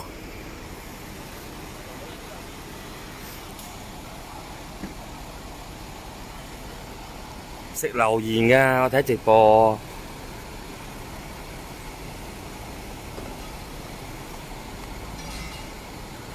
係啊，個撚樣幫我鋪，但係又唔分享出去嘅，依個阿蛋。佢淨係分享阿牧師啲直播，唔撚分享我哋全。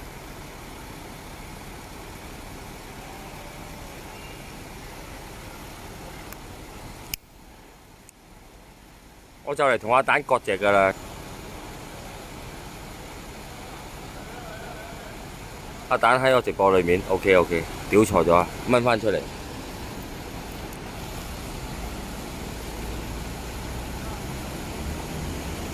係啊，下次見到我屌爆佢啊！淨係分享牧師和你燒，喂，我哋呢啲做嘢嘅，佢唔撚分享出去嗰度。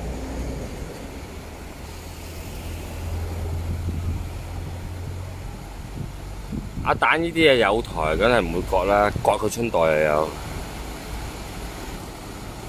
話晒都同佢出生入死跑過好多次衝警杯啊，爭啲俾 TG 射中啊呢啲。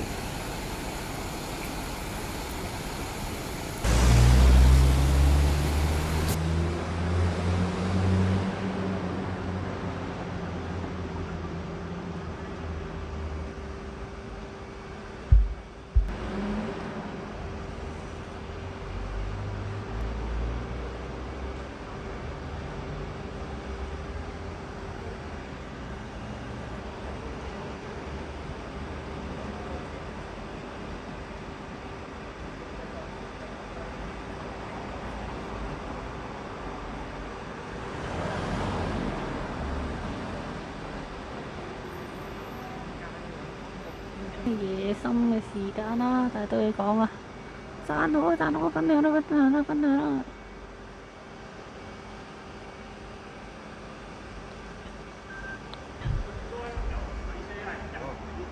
好，唔該晒。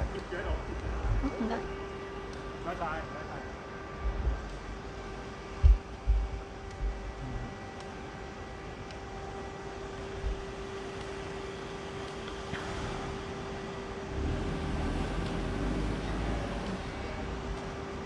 見到 CID 啦嚟到現場啦，咁有官裝警員同佢哋交代緊現場嘅案情啊。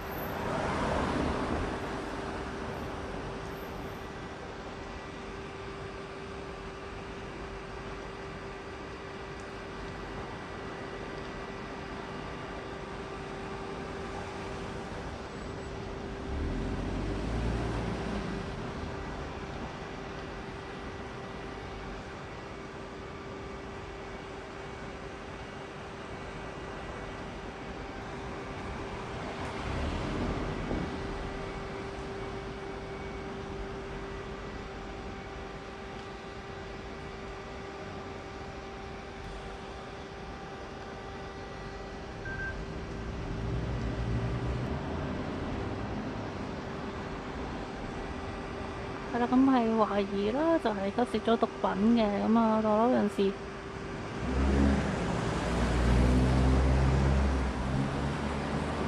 都未確實㗎，咁就要作進一步嘅調查。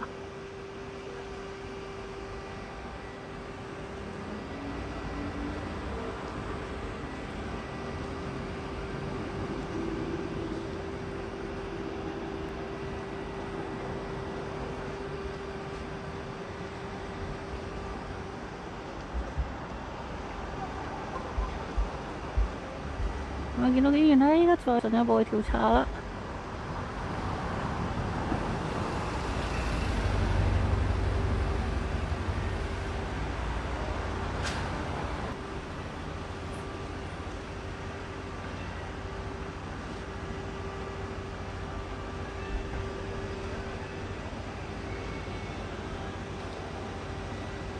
好啦，咁就要再等啦。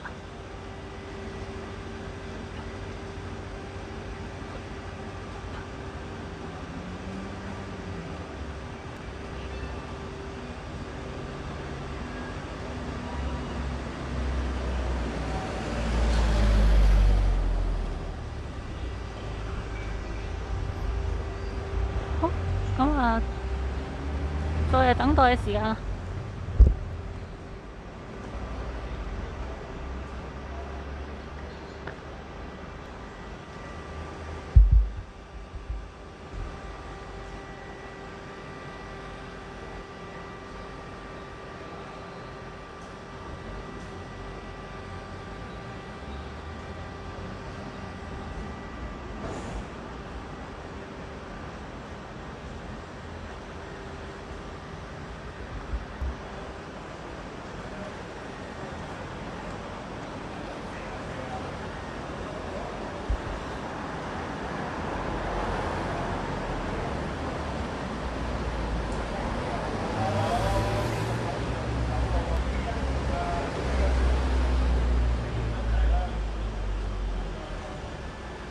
我揾到聲沙啦就嚟。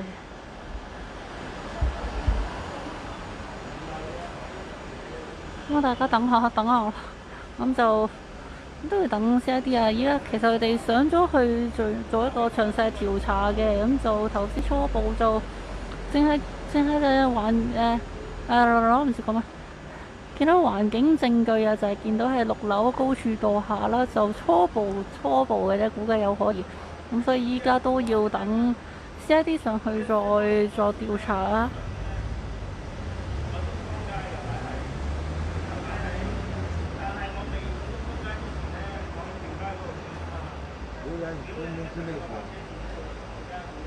調查中，查緊。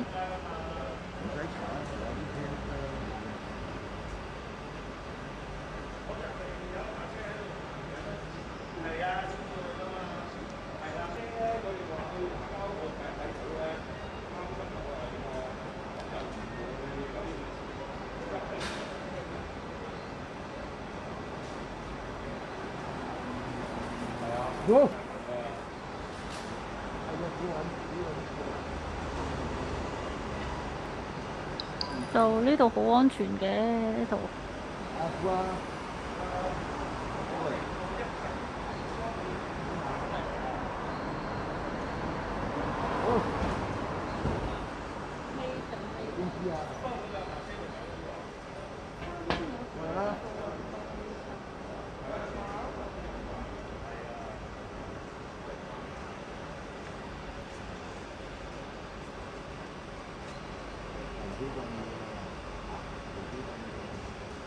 隱藏在媒體之後的邪惡，講清楚啲，等我知道 block 唔 block 你好。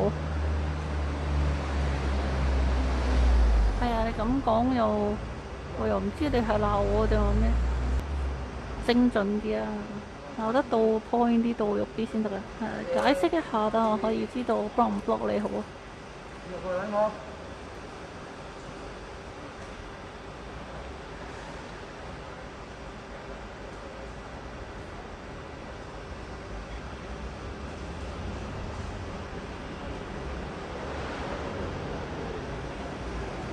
你係咪話喺我哋鏡頭嘅背後隱藏住一啲嘅邪惡？咁就一個幾深層嘅解釋。咁我唔會 block 你。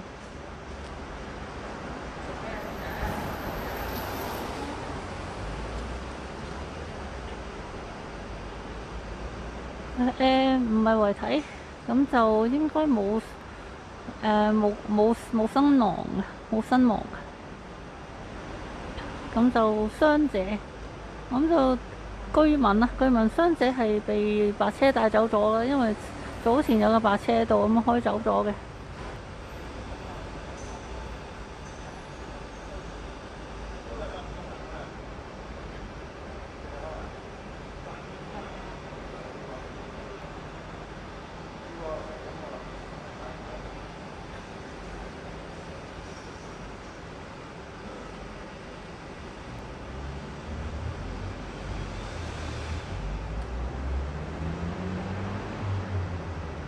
暫時應該仲要等一段時間啦，先至可以知道呢個詳情係如何。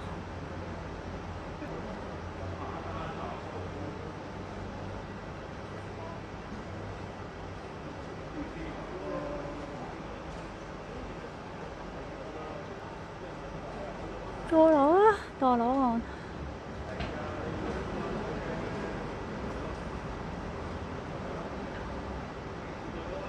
我想要一張凳嚟㗎。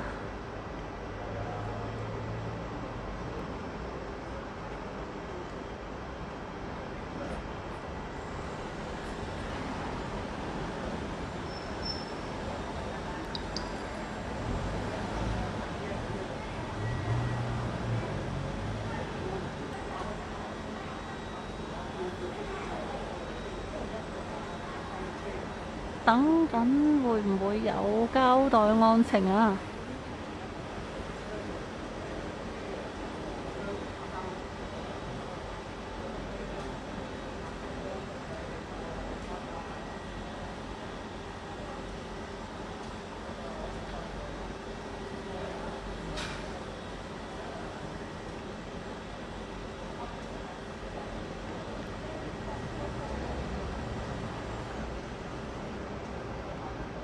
所以一望上去6樓都冇乜動靜啊。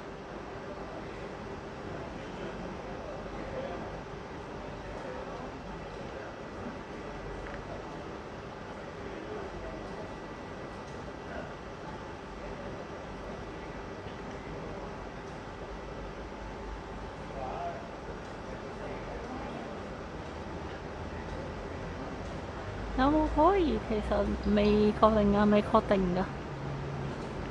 咁而家係調查當中啦。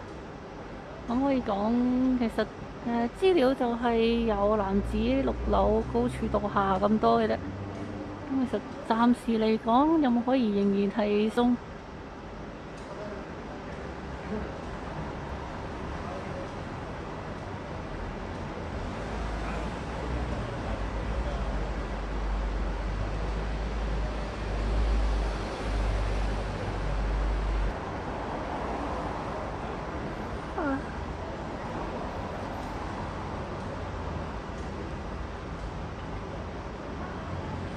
攞命未完啊？係咪未完？攞命咪未完啊？係我未完啊？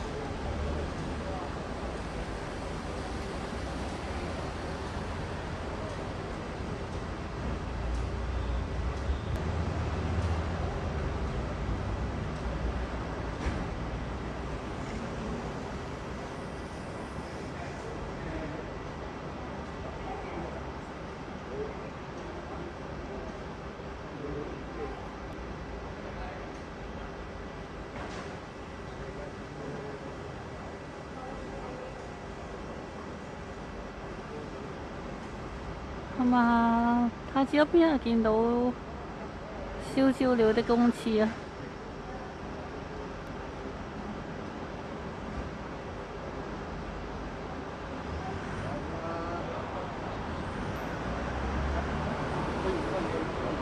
其實我身後都有另一個嘅老同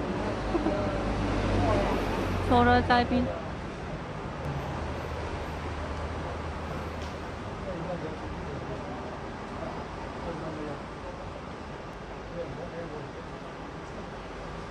休息咗啦，咁就係咯，好埋相。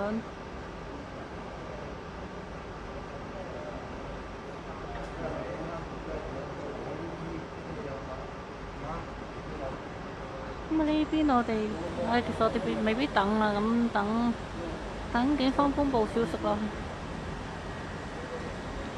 我等多一陣啦，等攞命嗰邊完晒先。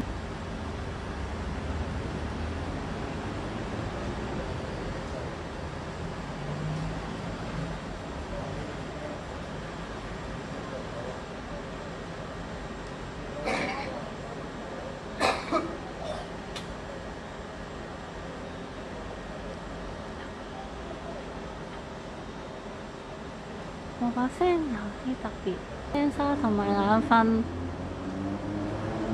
其實我頭先準備瞓㗎啦，因為係啊，氣都冇啦依家，我冇用氣。好啦，咁啊講多次係現場係旺角嘅上海街，咁就對住啦，我哋見到係鑽石樓啊。咁就係較早前有一名男子啦，就喺6樓嘅位置啊，從高處墮下。咁就環境有可疑，咁就有可疑，仲要待呢個 CID 啦，進一步嘅調查。咁啊，稍後會公佈啦。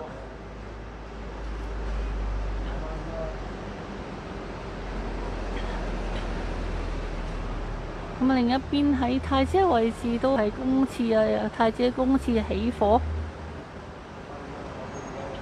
咁啊，嗰邊應該係完結㗎啦。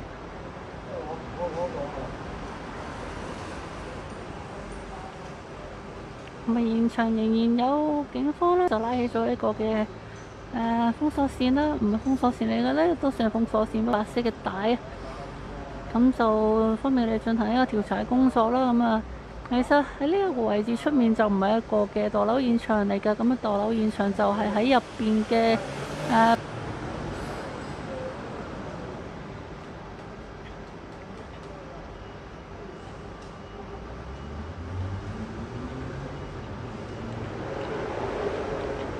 咁啊，墮樓嘅人士就係喺6樓嘅位置啊跌落嚟咧。居所係唔係喺6樓就暫時未確實。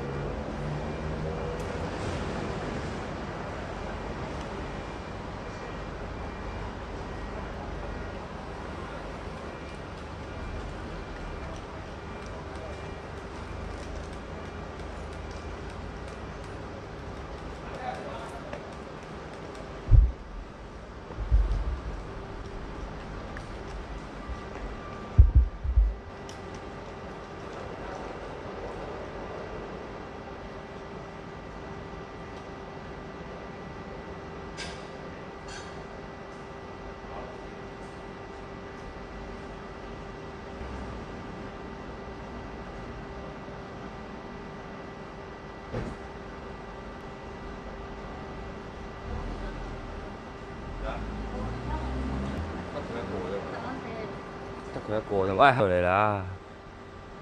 咁我哋未必等你，我哋等警方公佈消息啦。啲曱甴又有墮樓，誣衊警察，你個撲街你死啦！wing wing，屌你老母！你要垃圾，你出嚟講啊嘛，垃圾！請 wing wing 上鏡喎！wing wing 你上鏡啊，撲街！wing wing 係 wing wing，wing 你老味咩 wing wing 上鏡，睇下你閪樣。請我上鏡啊！咦，有呢個功能嘅咩？係咯。我請緊咗阿 wing wing 上。睇下你會唔會上鏡？睇下條五毛出唔出嚟啊！我請咗個撲街出嚟㗎啦！睇你有幾 wing wing 啊！好撚 wing 啊你 ！wing wing 係 wing。喂，請佢都唔出嚟㗎。唔啦，唔肯開喎。唔肯開啊？唔肯開喎 ，wing wing。冇面，光明正大就開樣啦，係咪先？張相又要蒙晒面咁，佢老味呢條垃圾。冇犯法啊，驚咩啫？又要蒙面又唔出樣。咪咯，又唔出樣喂。請你上鏡，你又唔上，咁啊，心鼻啊，做咗犯法嘢啊？垃圾、垃圾。曱甴。抄你媽個堆咧，唔好煩。點樣識呢個？咦？都係搏鳩到先。垃圾唔敢出嚟。啊，仲喺度咯，佢個 icon。你睇佢啊，啲垃圾5毛。有開直播咩？都冇高登到。啱啱熄咗。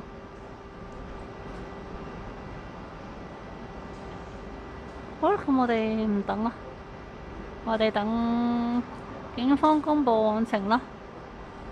我哋攰啦。有宵夜啊！你 lunch 啊？有宵夜啊？燒閪咩？燒唔燒啊？幾號想飲嘢？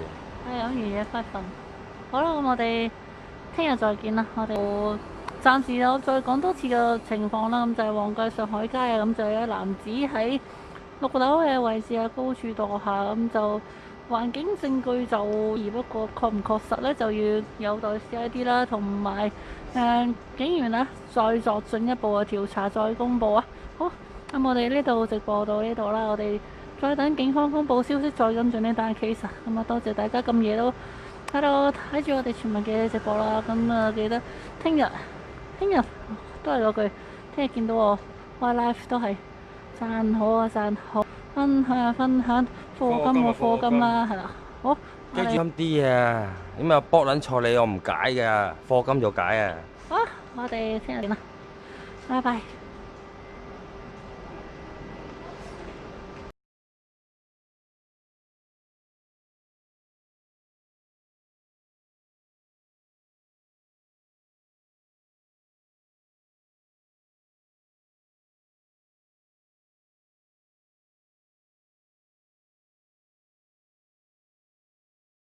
唔好害人哋啲仔女啦！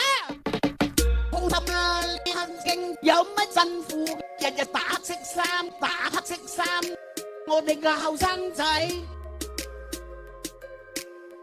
好心啊，呢行徑天生咁樣，日日爭取下教，爭取下教。打全外，打全外，打議員，打議員，打圈仔，打圈仔，打青黑警，打爛呢個家啊！死黑見，又唔喐住，死黑見，點解我嘅唔公義，愛人嘅仔女？